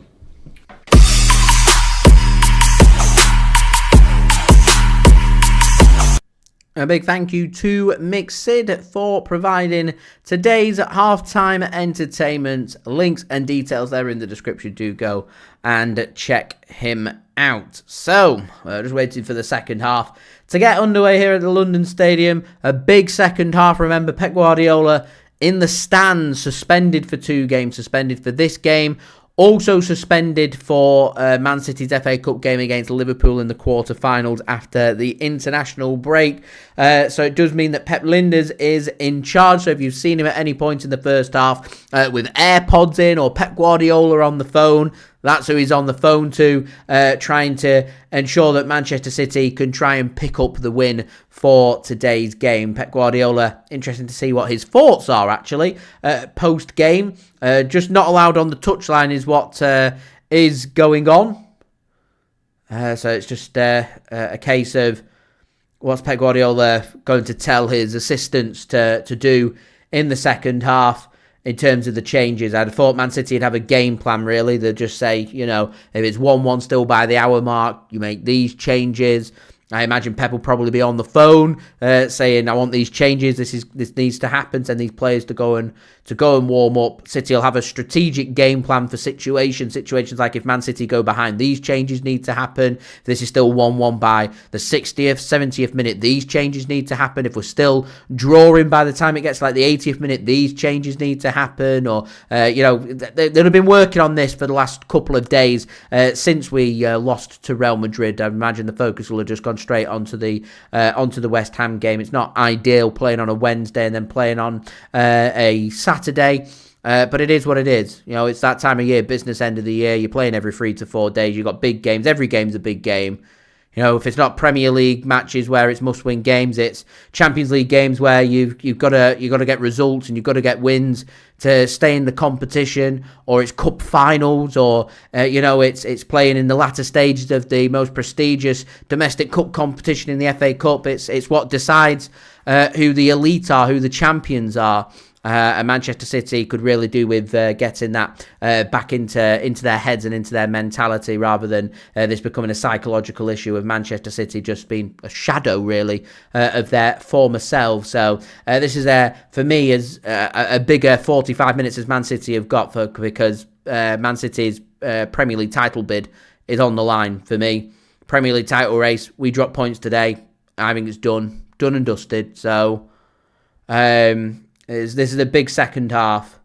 Pep Guardiola making his way back up into where Man City director of football Hugo Viana is, heading into the game. And we, of course, have kickoff here for the second half.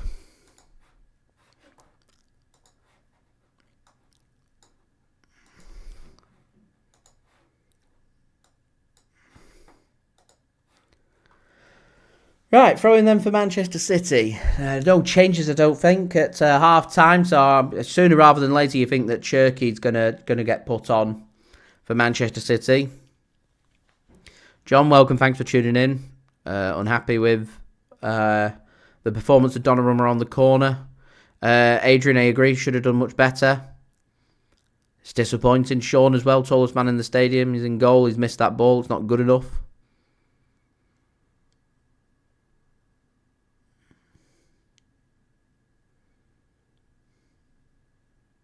I mean, I like Donnarumma. I think he's a real good goalkeeper. I was so excited to see, you know, what he can bring to Manchester City, to have a goalkeeper who's just in the big moments, just a tremendous goalkeeper. If there's any goalkeeper who, if Man City are 1-0 up and you've got a player through one-on-one with your goalkeeper to find an equaliser, to cost you a trophy, and you could pick one goalkeeper in the world to be in net to make that big save, Donnarumma's the man that you want in goal for that moment.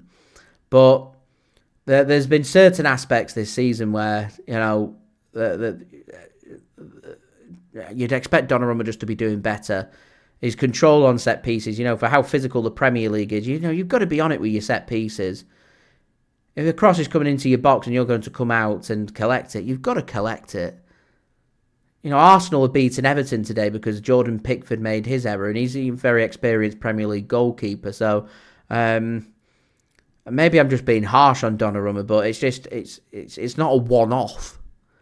I've seen it several times this season on flapping at balls into the Manchester City penalty area from set pieces. It's lovely work in tight space on the left-hand side from City. That's brilliant from O'Reilly. Here's Semenyo coming forward with purpose. They've got to make it count here, City. It's not the best of balls from Semenyo. It will be kept in by Bernardo Silva. He's got nowhere to go other than, boot the ball, 30 yards back to Matheus Nunes. Here's Omar Marmoush now, edge of the West Ham penalty area. What can Bernardo do with it? Marmoush into a bit of space. He wants to have the shot. It's dragged and out for a goal kick. I feel like Marmoush has got to go up there. Difficult angle to score from, to be honest, because goalkeeper has all the angles covered. I feel like his best opportunity is to go with power at the near post. He's trying to go across goal, almost Federico Valverde-esque, but the angle's so tight that he's never scoring that. The other way he beats the keeper is dragging his shot wide, and that's what happens.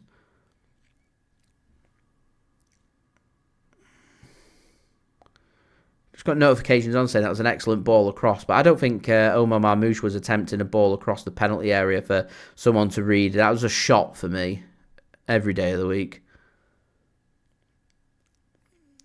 Khusanov gets his foot onto this and should be able to beat Jarrod Bowen to it. Just boots it out and been kept in.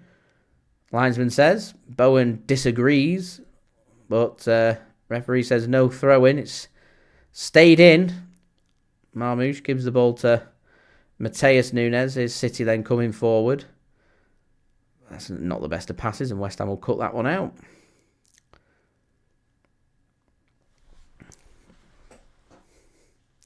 Bit of scrambling going on there. A few West Ham players getting forward. Not the best of balls, and Ait-Nouri will intercept that one.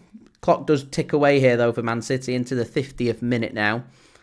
And work still for City to do. So we're just 14 likes, guys, away from 100. Any help towards that would be great. Do subscribe and do go and check out today's video sponsor, My Best 11 Pro. Links and details, they are in the description.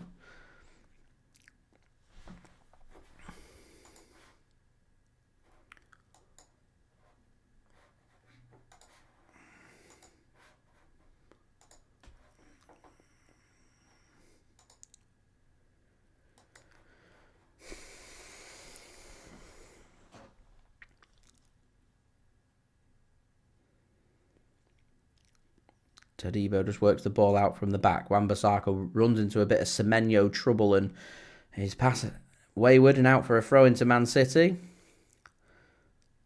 The ball just rolls along what used to be the former Olympic athletics track back for the London 2012 Olympics, which is now the London Stadium for the home of West Ham United Football Club. Here is Nico O'Reilly for Manchester City. You can see how far away the fans are from the pitch. And you end up being on the upper tier. You sat so far back from the action that people describe West Ham as being one of the worst places for views to go and visit. Pep Guardiola is not happy. He's on the phone. Pep is not happy. He's on the phone. The AirPods are in. Probably saying, I don't like what I've seen. I want to see some changes. I want to see them now. I want to see Rayan Cherki. I want to see Jeremy Doku on that pitch. Here's Marc Guehi then to Rodri. I wonder how many phone calls you're allowed. Is there a limit on how many phone calls you're allowed? Is it one per half, or I don't know. If it is one per half, Pep's used his phone call very early. I only saw him on the phone once, I think, in that first half, though. So I don't know if you are limited on how many phone calls you're allowed. Are you allowed to stay on the phone all game? I don't know. I don't know. Anyway, here's Rodri coming forward. Gives the ball to Matheus Nunes. He drives forward with a bit of intent. Gives the ball to Bernardo. Back to his Portuguese teammate, Matheus Nunes. Here's O'Reilly now. He's got a straightforward pass here to Rayan Ait-Nouri. Can't find his first time flick, looking for Marmoush. City have clearly been looking for these quick one-touch passes in the attacking third, and at the minute West Ham have got a lot of bodies back there that's difficult for City to create. But we've created this mess ourselves because we found the opening goal. So these little flicked one-touch passes that we've been working on could have been working ever so well if we were 1-0 up and West Ham were having to attack. And, how long did we hold the lead for? For conceding on that corner, it was what? 4 minutes. 4 minutes, guys. 4 minutes we held the lead for. Not good. I imagine City will be targeting the hour mark for changes. Is Semenyo then back to Marc Guehi. Gives the ball to Rodri. Pep Guardiola still on the phone talking about things with Pep Linders.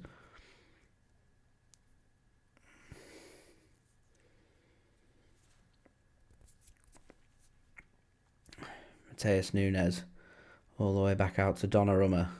Guehi gets this touch to Ait-Nouri. Worked himself into a bit of bother there, Ait-Nouri, but still got hold of the ball. Under pressure, he slips. Dangerous time to slip, and West Ham have got the ball in the penalty area, but Abdukodir Khusanov will help get that one clear for Man City, and West Ham miss out on the loose second ball, and Man City will come away with it. It'll be Rodri, pings a pass forward looking for Marmoush, but it's not on, and West Ham can just win the ball back through the goalkeeper and look to build their own attack now. I mean, to be honest, Ramsey, we'll continue playing like this. It's you imagine it's probably going to be Arsenal, and Arsenal didn't impress me today. I watched the game against Leverkusen as well, and they didn't impress me against Leverkusen. But they're doing what they need to do. They're getting the results that they need. As the ball comes into the box, and West Ham doesn't fall lucky for them, and Man City will get it clear. It's all a bit desperate, that, from Man City. Ball caused problems in the end, and West Ham trying to put the squeeze onto City, ends up going out of play for a goal kick. As we're now 13 likes, guys, away from 100. Any help towards that would be great.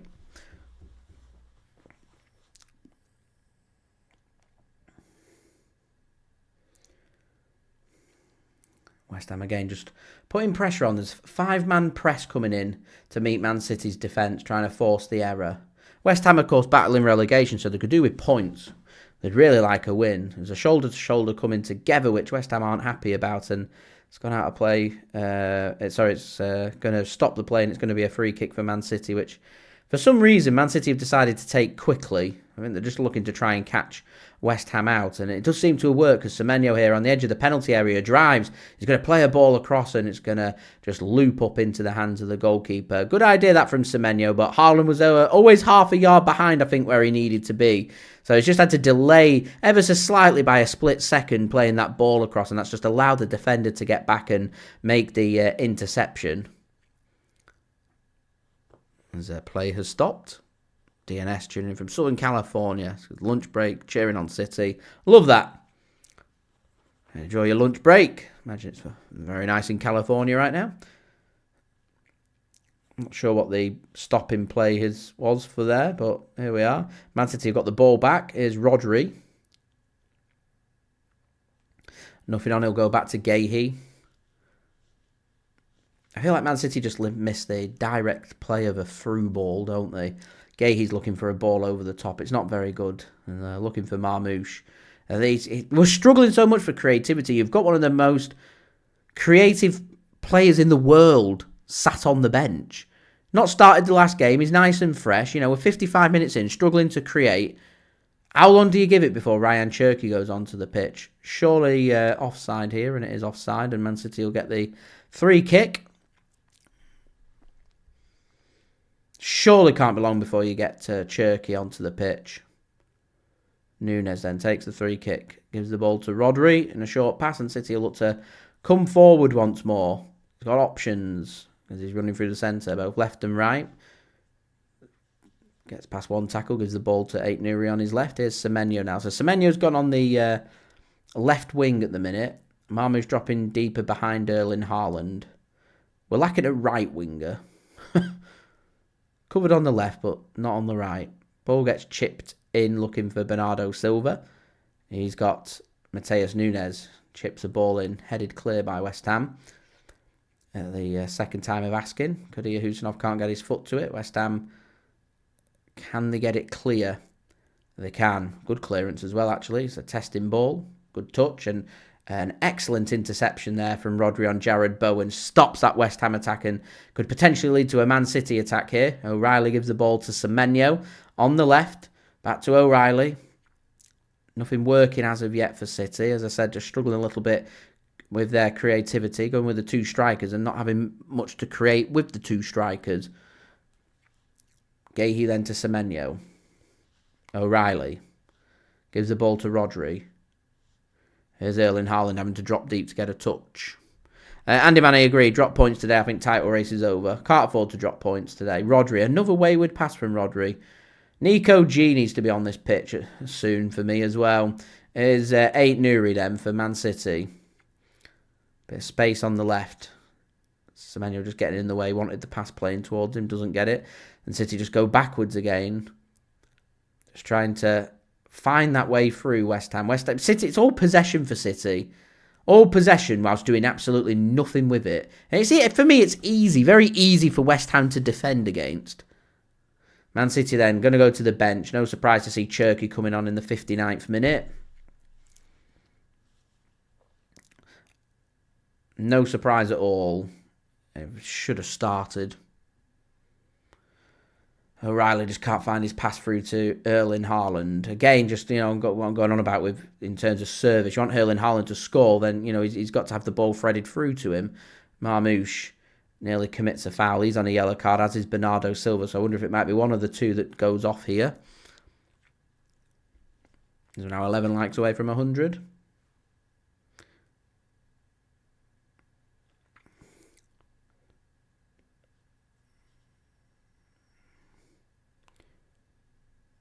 Here's Juve. Can't get it clear, and City will get a foot on that. We'll go out and play for a throw into West Ham. It's like Jeremy Doku's also going to be coming on. I reckon it's going to be Marmoush and Bernardo then that comes off here. Marmoush is the first. He's going to come off for Rayan Cherki. It's not been Marmoush's night. And I presume that's going to be Marmoush not starting against Real Madrid midweek.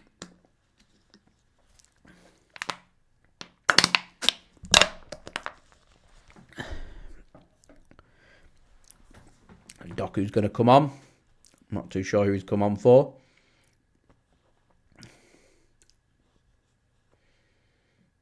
And it's Ait-Nouri. Phil Foden's going to be coming on soon. So it's going to be a change of shape here. So it's going to be O'Reilly going in at left back, and Doku's going to come on and be the left winger. I presume Bernardo's going to centralise and Semenyo's going to go to the right. That's what's happened. And Cherki's going to play behind Erling Haaland. So something for West Ham to think about with the pace of Doku and the creativity of Cherki. Could really do with them making an instant impact here, because Man City running out of time, 30 minutes to find a goal, save this Premier League title bid, because otherwise it's done and dusted. That brilliant run we went on through February, winning at Anfield for the first time in front of fans in over 23 years. As Nunes finds a good pass, and Cherki automatically finds Haaland, and it's a good save from the keeper. It's Cherki's first touch, and automatically he creates and makes something happen. Haaland finds the shot. It's a good save from Hermansen, the goalkeeper. Goes through the defender's legs. It's a really good save, because I think that's going to be... I think that's on target. It is. It would have been a goal that for City. It's a good save from the goalkeeper. Haaland does everything right there. Keeps it low. It's on target. It's going in. It's going into the corner. It's a good save from the keeper. Corner then. Comes in. Header one, and it's wide. It's a big chance. I think it's come off a West Ham man. I think it's come off Juve. That was a chance for Manchester City. A change of corner kick taker, and automatically City start asking some questions. It weren't Juve that it came off, sorry. It's going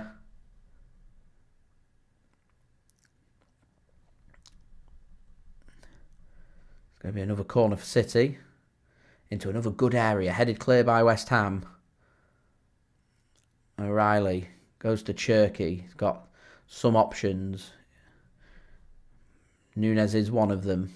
Furthest player back. Gives the ball back to Cherki. Is this going to be a case of Man City just give the ball to Cherki and hope he does something? As we enter into the nervous 90s, just 10 likes to go to 100. Any help towards that would be great, guys. Do subscribe and do go and check out today's video sponsor, My Best 11 Pro. Links and details there in the description. That went out to play. It's not, says the linesman. Play continues. Doku keeps it in. Guehi to Cherki. Look like potentially could have been given away. West Ham want a free kick against Cherki. Referee says no free kick. City get it to the edge of the area. Cherki might fancy his own shot here. He does, and I think takes a deflection. And out for, is that a corner or is it a goal kick? I think it's a corner to Manchester City.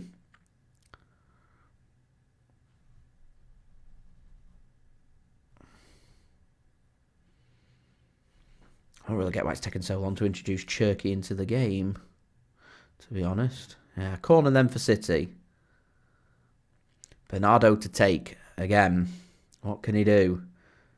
Swings it in, header won and over the top of the crossbar. Khusanov it was winning the header. City finally winning headers on the corners. That's a bonus. Let me tell you guys, that is a bonus, as we're now 9 likes away from 100. Right, Phil Foden is warming up. Ake's warming up as well. I think Kovacic is warming up for City. Goal kick for West Ham. 27 minutes and counting here. West Ham going to make a change as well. Pablo going to come off, one of their attackers.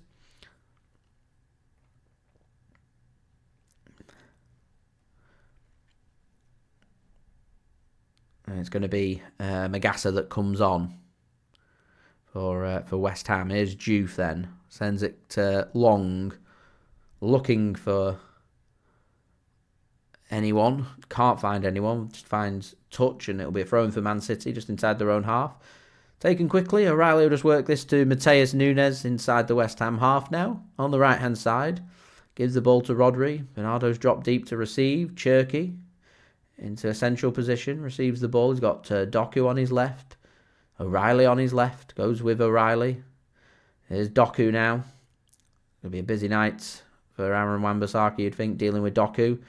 Cuts inside to Rayan Cherki. He's just going to float one up looking for Erling Haaland. Headed clear by West Ham. Juve should be able to fully clear this one, but Nunes gets his foot onto that and the ball's spinning and it's going to go out of play for a corner for Manchester City. City have got to make this count. West Ham now under pressure. Some work to do. City have been rejuvenated with the changes of Rayan Cherki and Jeremy Doku. We've got to make it count. We need a goal. A corner this time on Man City's right-hand side. Rayan Cherki is going to be the man taking this one. He's got Guehi, he's got Haaland, he's got Rodri, he's got O'Reilly, he's got Khusanov. He's got options there in the box. Can Cherki get one on the money? And can Man City make it count, most importantly? Cherki chips one in, headed clear, edge of the penalty area. Jeremy Doku goes back to Matheus Nunes. Here's Bernardo Silva to Rayan Cherki in a little bit of space. Thinks about a ball into the box. He doesn't. Semenyo takes a heavier touch. He's done well here though, Semenyo. He's got the option of Rodri. Rodri might fancy putting a ball in. He floats one into a good area, headed clear by West Ham, falls to the edge of the penalty area. Doku has a shot and it's high, it's wide and it's into the crowd. Seamus, it's a good point. I won't rule out City getting a bit of height into the box. Someone like John Stones would be very useful, I think. I think that's, is it Wolves away last season, last September? You're very useful, John Stones. Found a 95th minute winner that day. Christian, welcome. Thanks for tuning in from Indiana. Got a lot of USA in the room today, which is brilliant to see. Welcome, Christian. Do hope you are well.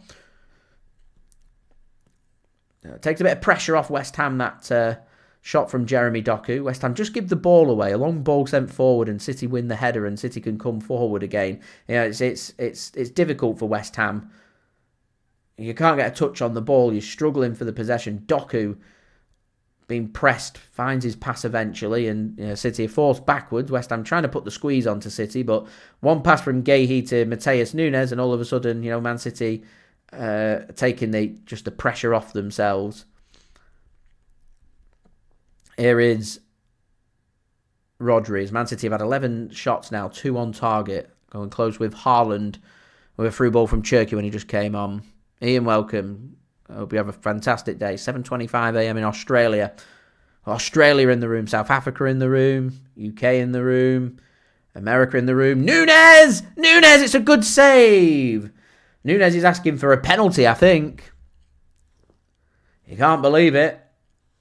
Not a clean effort there from Nunes. Desperate stuff from West Ham. Well created. Nunes is in a bit of space. It's a slightly heavier touch. Question is, does Nunes get his shot away? Does the defender get anything on that? It's almost like slow motion. Keeper gets his hand onto it. Bruno tuning in from Croatia. Fantastic. Lovely Croatia. A pleasure of visiting. Bernardo goes deep with his corner. Header won there by Man City. And I think that's going to be a goal kick to West Ham. A bit too deep on that one. That Guehi couldn't manage to win a header and loop that back across goal for someone to attack. Time's running out here, though. 22 minutes remaining of the game. Time is running out. Pep on the phone again. Make them changes. 22 minutes then for City to do something. Keeper's going to send this one. I don't understand this from West Ham. I don't understand why they're sending it long. City win the header. They do. West Ham are under pressure on the constant second ball. And if Man City win them second balls, they've got possession. West Ham have done well here, though. Fred a pass through. Khusanov can't fully deal with it. And Donnarumma says, leave it. I've got it. And he does. Here's Matheus Nunes then, coming forward for Manchester City. Rodri, good pass into the channel for Cherki. He's got the option of Matheus Nunes. There's the option of Doku on the left here if Rodri wants to use him. Goes forward to Semenyo. Nunes gives the ball to Cherki. Here's Rayan Cherki. He's not really got anyone to put a cross into. His options on the left are Doku, who's tiny compared to Wan-Bissaka, and O'Reilly as the ball gets flicked in towards the penalty spot. There's no one on it. Here's City then to Haaland, and it's wide. It's unlucky from Erling Haaland. That was an opportunity there for Manchester City.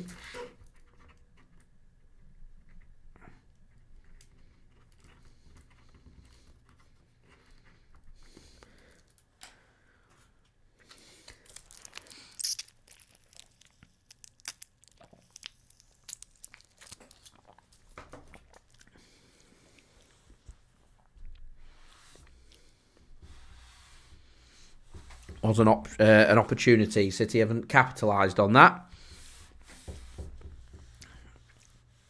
There's Bernardo.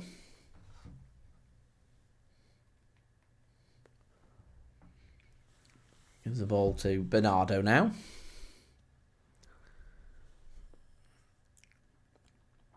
Matheus Nunes. Semenyo. I wonder if it's just... We don't seem to see this a lot, but I wonder if it's just a worthwhile... Doku's come on, not really having much of an impact on the left-hand side. Changing it round and putting Doku on the right and Semenyo on the left. We seem to be going down, the right-hand side a lot. Here's Doku. Tries to find Bernardo. I can't get it clear here, West Ham, but O'Reilly can't sort his feet out, and West Ham can just lever this one clear. And Capri Sun, they've got these paper straws, and they're terrible. So, going back to the old-fashioned way of just poking a hole in there, a little hole, and going... and having a drink. Alberto, is it Albert or Alberto? Thanks for tuning in anyway, from Mississippi. Got a lot of people from the USA today. I wonder if one day we'll get all 50 states in. That'd be great. I think Semenyo would be useful on the left and moving him and Doku around. Just to shake it up. Just alternate it every 10 minutes or so. And you feel like something's working on one side, then keep with it. But if it's not working, just shake it up a little bit. The ball that gets threaded through looking for Matheus Nunes. Right idea, but not quite the execution. Pep back on the phone. Richard, thank you for tuning in. Says getting bad vibes. 70 minutes in could be embarrassing for Man City again. Dropping more points. I think Premier League title race is done today if we drop points, guys. I really do. As we're now 5 likes, guys, away from 100. Any help towards that would be great. Do subscribe and do go check out today's video sponsor, which is brought to you by My Best 11 Pro. Links and details, they are in the description. City, 7 goal difference behind Arsenal at the minute. Getting desperate for Man City very soon. It's the fact that we're just not, keeper's been tested, once in this second half? Got to do something here. Here's Doku up against Todibo, and he's tackled. Come on, City. Got to be better than this. Guehi goes down under pressure and he gets a free kick. They'll go quick here, City, because they're in a rush. Here's Nunes. Semenyo. Several thanks for tuning in, cheering on West Ham. Under normal circumstances, I think West Ham would be thinking about wanting Man City to win because they don't want Arsenal to win in the Premier League, but West Ham are battling a relegation fight, so they need points. So they'll battle for anything and everything. Anything and everything.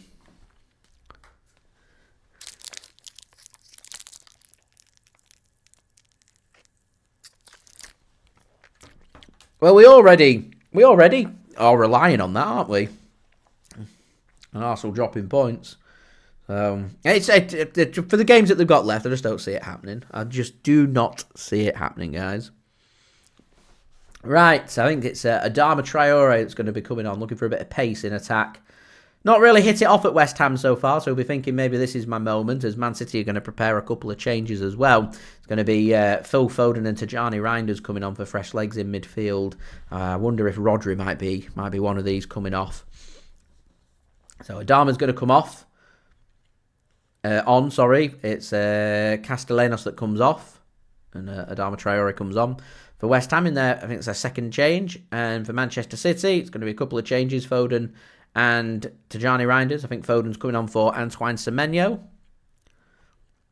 Not being Semenyo's evening either, as it wasn't with Marmoush. And Bernardo Silva's going to come off, shakes his head, looks frustrated again. And it's going to be Tijjani Reijnders coming on. Right. This is it now for Man City. I feel like this is the roll of the dice, the final one. Big 15 minutes now. Big 15 minutes.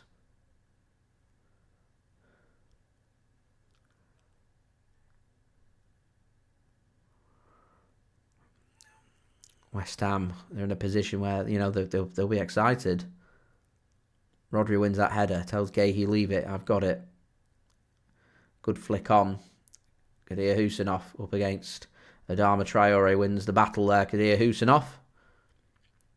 I can't believe Adama Traore got a move to Barcelona that time. Really can't. City looking for the direct ball over for Doku. Dealt with well at the back. FSG, welcome. Thanks for tuning in. Could be spot on with your 1-1 prediction.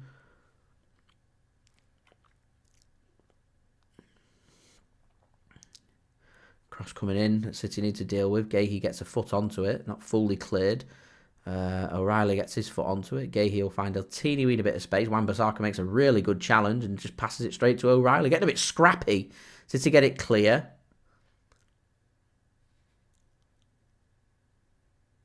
Cross comes in. Should be dealt with by Nunes and is. Who's got the captain's armband? That's a good question. I presume it'd be Rodri. I think. That's going to be a free kick and a yellow card as well. And is. Cynical foul on Rodri. It is Rodri. He's got the captain's armband.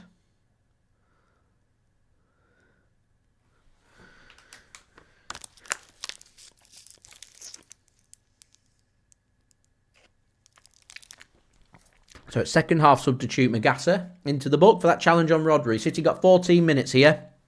14 minutes to find a goal. Save the Premier League title bid.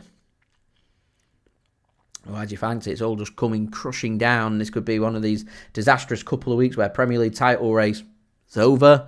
You're out the Champions League and you lose a cup final to Arsenal and all of a sudden it's doom and gloom. Your season then just becomes about a game against Liverpool. You know, it's a fact that in the next 4 games for Man City, our season could be over. Rodri is going to find Foden. He's going to square one across looking for Cherki, and City will get a corner. Pep no longer on the phone. Geffen no longer on the phone. Tijjani Reijnders has come over to take the corner. Haaland's in there, Rodri's in there. I'd get a bit of height. My change would come at the back. Guehi off and Stones on or something would be my change. Corner comes in. It's going to fall to Cherki, and it's a good save from the keeper. Good shot in the end. Well read by the keeper. He's had a good game, Hermansen in goal. City trying to be aggressive on these, on these corners, but it's not quite worked in the second half. Better than the first, I will add. It's going to be a throw-in for Man City. Bowen surely going for dissent there. Going to the book, no? Chucking his hands at the linesman, having some words.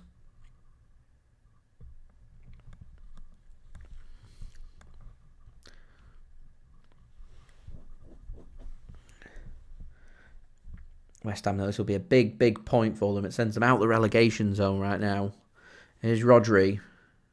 Gives the ball to Tijjani Reijnders. Foden now. He's going to ping one looking for Doku. Doku pedalling back. Great touch from Doku. Good ball that from Foden. A great touch from Doku. Fascinates me how good some players can be with the ball control. O'Reilly looking to try and play an early ball across. Goes out of play for a throw into Manchester City. Edge of the West Ham penalty area. 12 minutes to go. Time running out. City need to find something in quick. Some nails being bitten in the West Ham end. They're nervous. They know that it's going to be 12 minutes of a kitchen sink by Man City chucked at them. They will have opportunities, by the way, on the counter-attack, West Ham.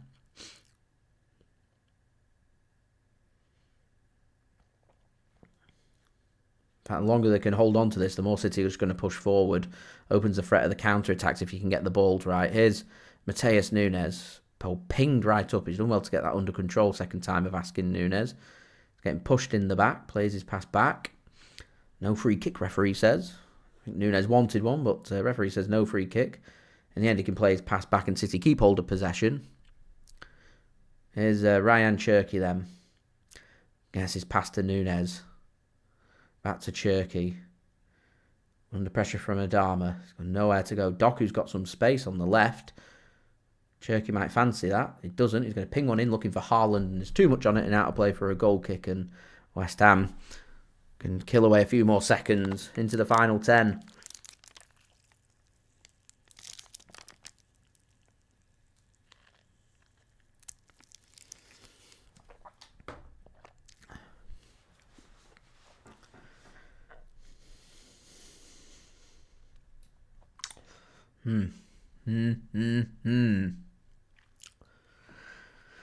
Ooh, right, guys. We're just 5 likes away from 100. Any help towards that would be great.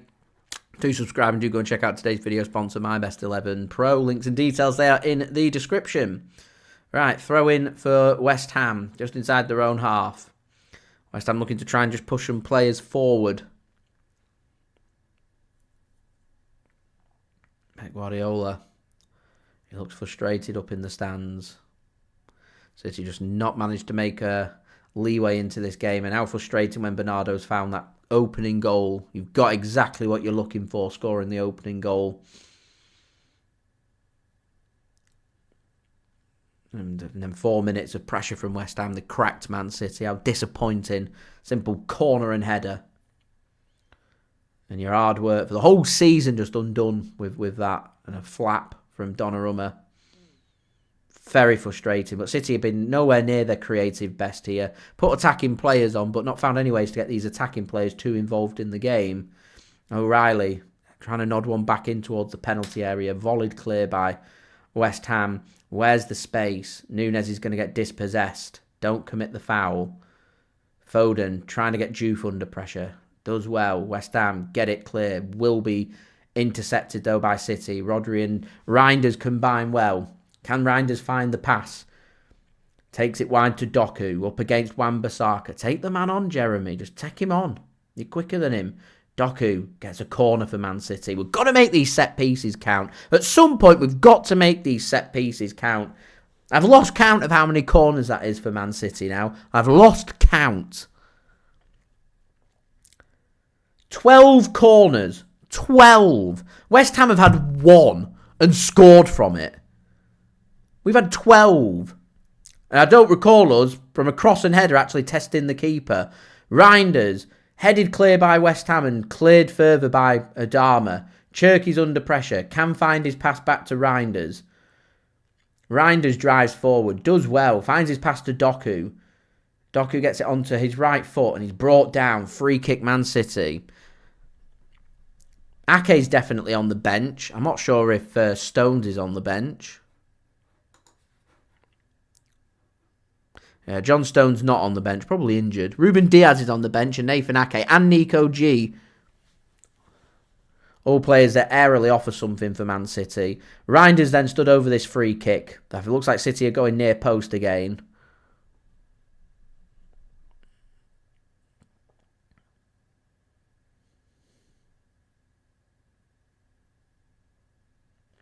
Reijnders just puts one in, and it's off the bar. And just like that, City nearly had their opportunity. I think City are going to get a corner. I think the keeper's got a touch on that. How important was that touch? Reijnders off the crossbar. Desperately unlucky from Man City. Desperately unlucky. 7 minutes then to go. City away faithful to the left-hand side. Corner comes in. And O'Reilly hooks one in and it's cleared by West Ham. Touch there from Nunes. Foden. City trying to knock at the door. Foden's going to run out of room. It's going to be a throw-in for West Ham. Yeah,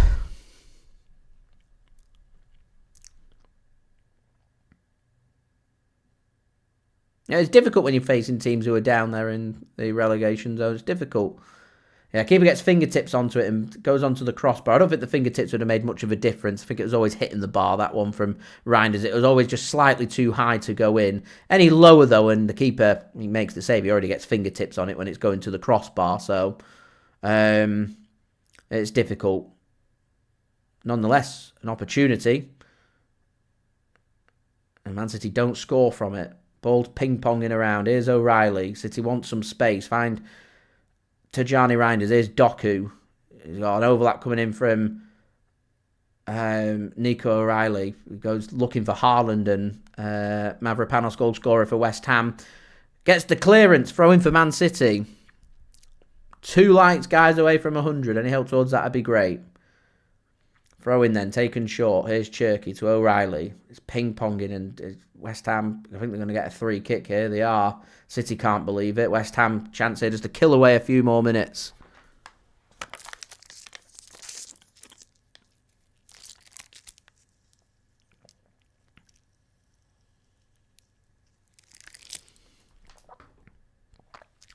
There you go. Look, Stone's left out as a precaution. Ankle issue.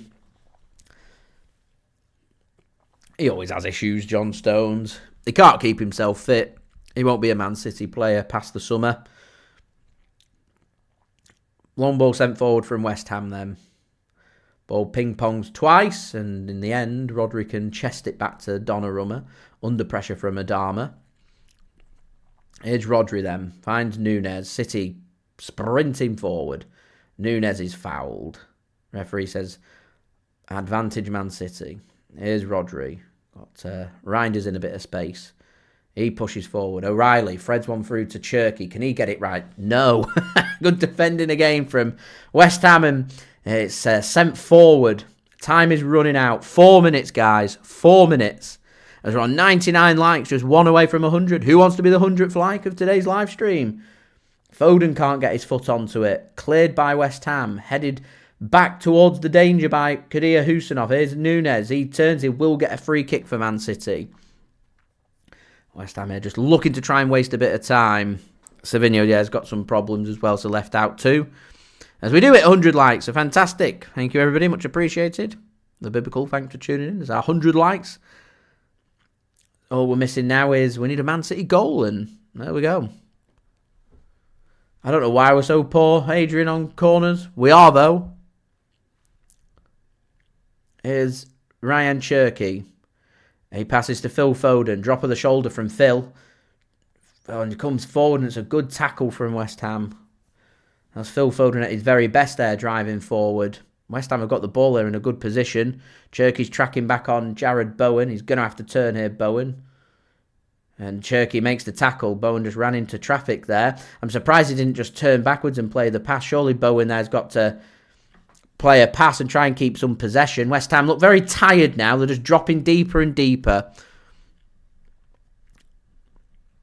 Here's Matheus Nunes then to Rayan Cherki. It's a good time this for Man City to find a goal. We're getting towards next goal wins the game.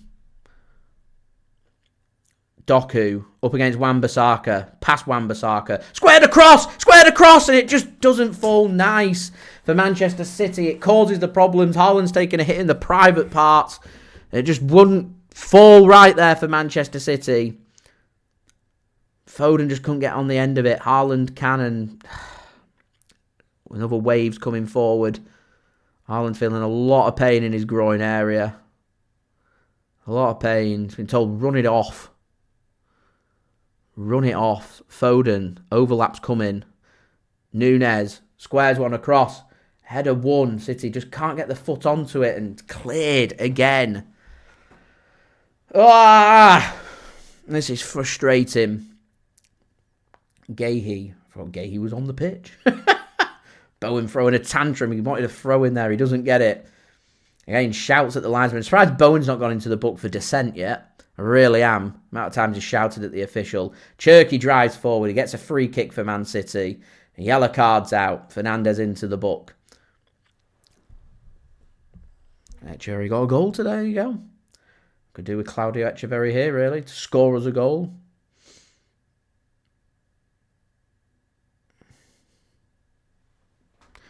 Andrew, thanks for tuning in. It's frustrating after your hard point at the Etihad Stadium. West Ham are on the verge of taking a point off us as well. It's putting Forest back into the relegation zone. We're trying to compete with Arsenal, so we need to make something happen here. We need to make something happen. We've got a minute plus whatever's going to be added on. There's been a few substitutions, not been any stoppages for injuries, so 4 or 5 minutes. Cross comes in. Flicked on by City. I think that's a goal kick. It's a corner that's been given. Again, more arm throwing and things said to the referee. I thought that looked like a goal kick for me then.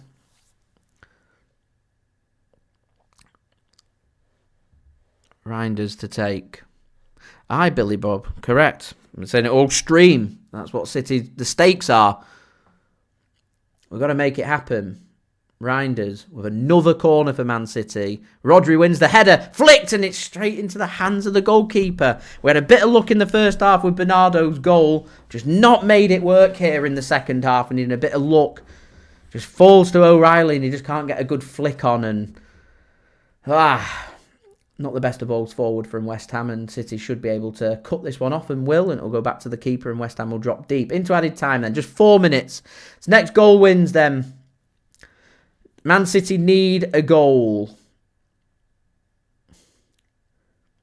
Or you think this is going to be title over? Arsenal will be ready to party in North London today.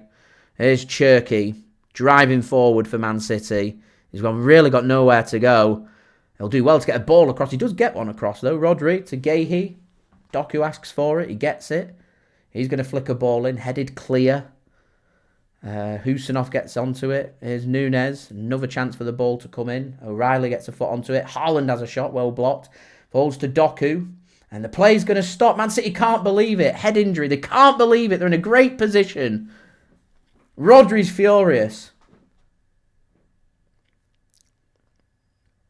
Man City can't believe it.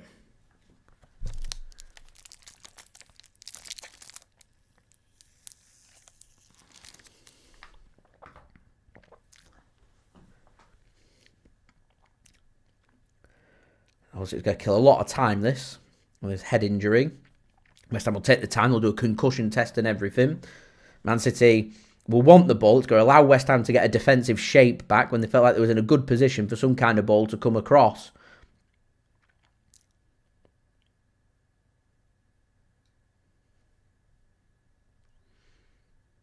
Mavropanos with the block. He's been given the man of the match as well.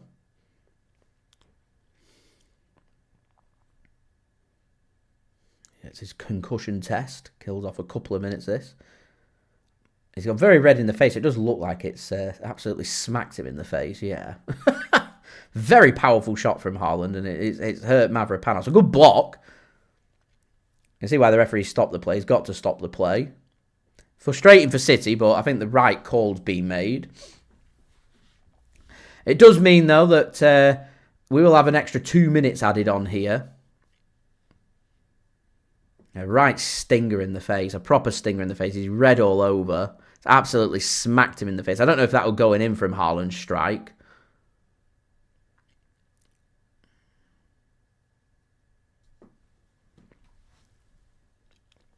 It was sheer power to the face.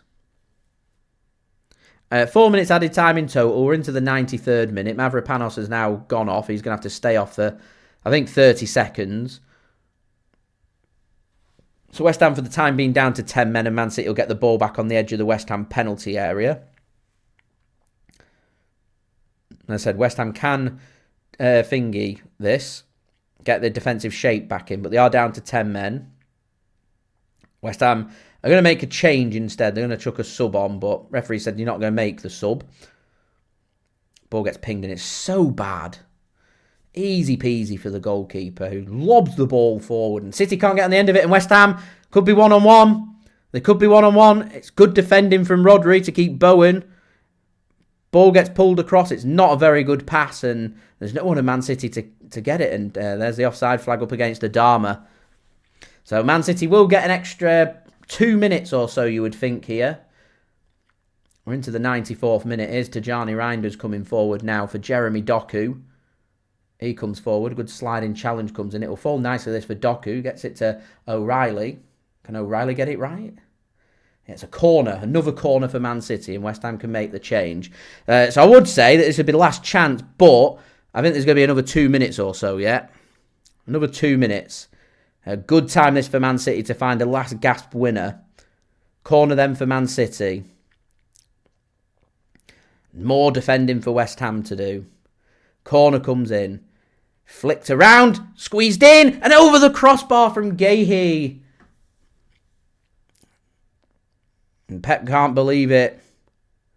That's into the stands. There should still be another minute and a half left. So I don't forget why City are looking so deflated. There'll be another minute and a half. It was a chance that for Guehi. He is off balance. Not really the player you want in that position. He gets it all wrong. You've just got to put your foot through that one. Although Khusanov just had an elbow into the face. So I wonder if Man City might ask the referee to have a look at that. I don't know how Guehi's not scored there.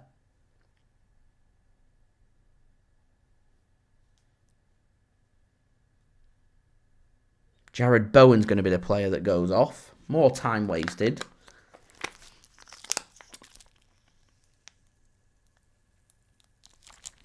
Mavropanos can come back onto the pitch now. Again, should be at least another minute left here.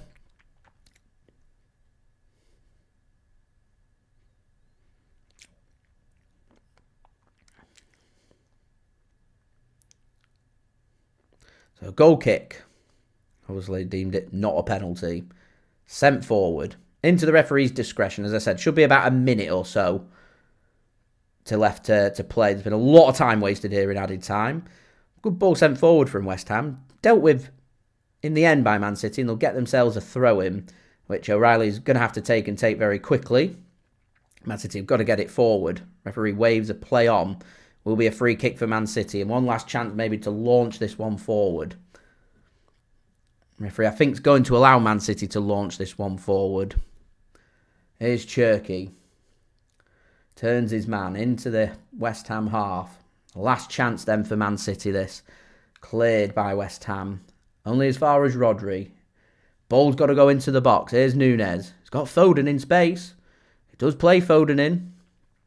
Here's Nunes. Got to get a ball in. Does go in. Keeper's got to claim that and does, and it's good goalkeeping. He's had a good game, the goalkeeper, Hermansen, I think. Had a really good game. Referee's going to allow play to continue here. Might play for another 20 seconds or so. West Ham have got it in the right area here. They might think about winning it. They might think about winning it. They might think about winning it. They've still got hold of the ball. Doku's going to win it back. Play's going to continue. Referee's going to allow the play to continue. City have got to get this one forward. Intercepted. It's such a poor ball. And there's the full-time whistle. It's more points dropped for Man City. Arsenal are celebrating in North London.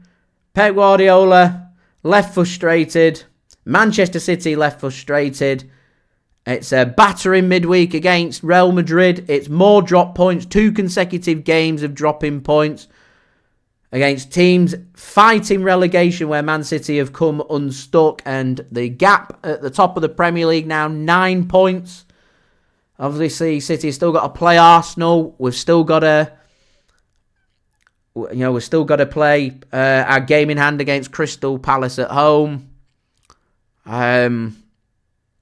That can send us to within 3. Arsenal have the superior goal difference, so obviously we need Arsenal to drop points. It's probably going to have to be 2 games rather than Arsenal losing due to the goal difference at the minute. But for me, I think that's the Premier League title done and dusted.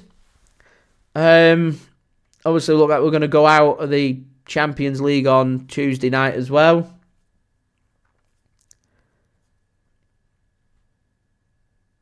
I think it becomes a season really where success looks like the League Cup and FA Cup. So next Sunday becomes for me the big game. I think it's bigger than the Real Madrid game for me. It's a trophy that's on the line. But for the Premier League, I think that's that. Right, guys, thanks so much for watching. Don't forget, subscribe if you're new around here. It is free to subscribe. Social media links there in the description if you want to go and follow me on my X, Instagram and TikTok. Email also in the description too if you want to hit me up for any sponsorships for any videos or any general business inquiries. Don't forget to leave a thumbs up. Let's go for 110 likes in the post-production. Any help towards that would be great. Also, don't forget, get your thoughts in the live chat. It's a fantastic chat. Not good enough from City today. Very disappointing. We'll see if we can get the miracle at the Etihad on Tuesday night. I have my doubts about that as well. And, we'll see where we go past from there. But season's just kind of disappearing and sinking very quickly for Manchester City. And it's very disappointing. A disappointing way to end what's been a very, very disappointing week. So it becomes domestic trophies, really, as Man City's focus from now to the end of the season. Don't really get any easier. Chelsea away, Arsenal at home. You have 2 negative results in them, and the likes of Chelsea, Villa, Man United are going to be playing catch up. So we do still have work to do, but Man City just tonight not good enough. A simple goal conceded. West Ham didn't even have a shot other than that header. I'm not sure. But they've done defensively what they needed to do, and we went ahead. So we had the opportunities. It's just disappointing. As I said, get your thoughts in the chat. That'd be great. Do go check out today's video sponsor as well, which is brought to you by My Best 11 Pro. Links and details, they are in the description. A big thank you to My Best 11 Pro for sponsoring today's live stream. It is much appreciated, as I said at the start of the stream. Anyone that does check them out does help to support the future content created here on my channel with real stakes. Think you're the sharpest football mind in the room? That you can go and check out. To the test with My Best 11, they've got lots of different football experience where you build your dream team, go and check out, compete with other players and friends, so I'd appreciate and anybody win real just cash. go and check them out. That How would it be works much, is simple. much appreciated. My Best 11 has and a big 3 thank you modes. to my friends In My Best Fantasy 11 mode, for pick your best sponsoring 11 players today's plus subs stream and enter as well. into each And, game week. The higher up the leaderboard you finish each week, the bigger the prize you will receive. In Showdown, predict the outcome, to dwell win on, big. In you my predict the opinion, result. So frustrating. I don't really have anything else left to say, guys. I am going to be away, unfortunately, for the Real Madrid game, so I won't have a live watch along for that. I'm at Wembley next week for Man City's game against Arsenal. Hopefully we can make something happen of that and win the League Cup, have something to celebrate. So yeah, next live watch along will be, I presume, the Liverpool game after the international break. So I'll have my reaction up as well after in the next hour or so. No, I'm just deflated, guys. I'm sorry. I'll see you all for the next one. Having JSGC. Peace. Ciao for now.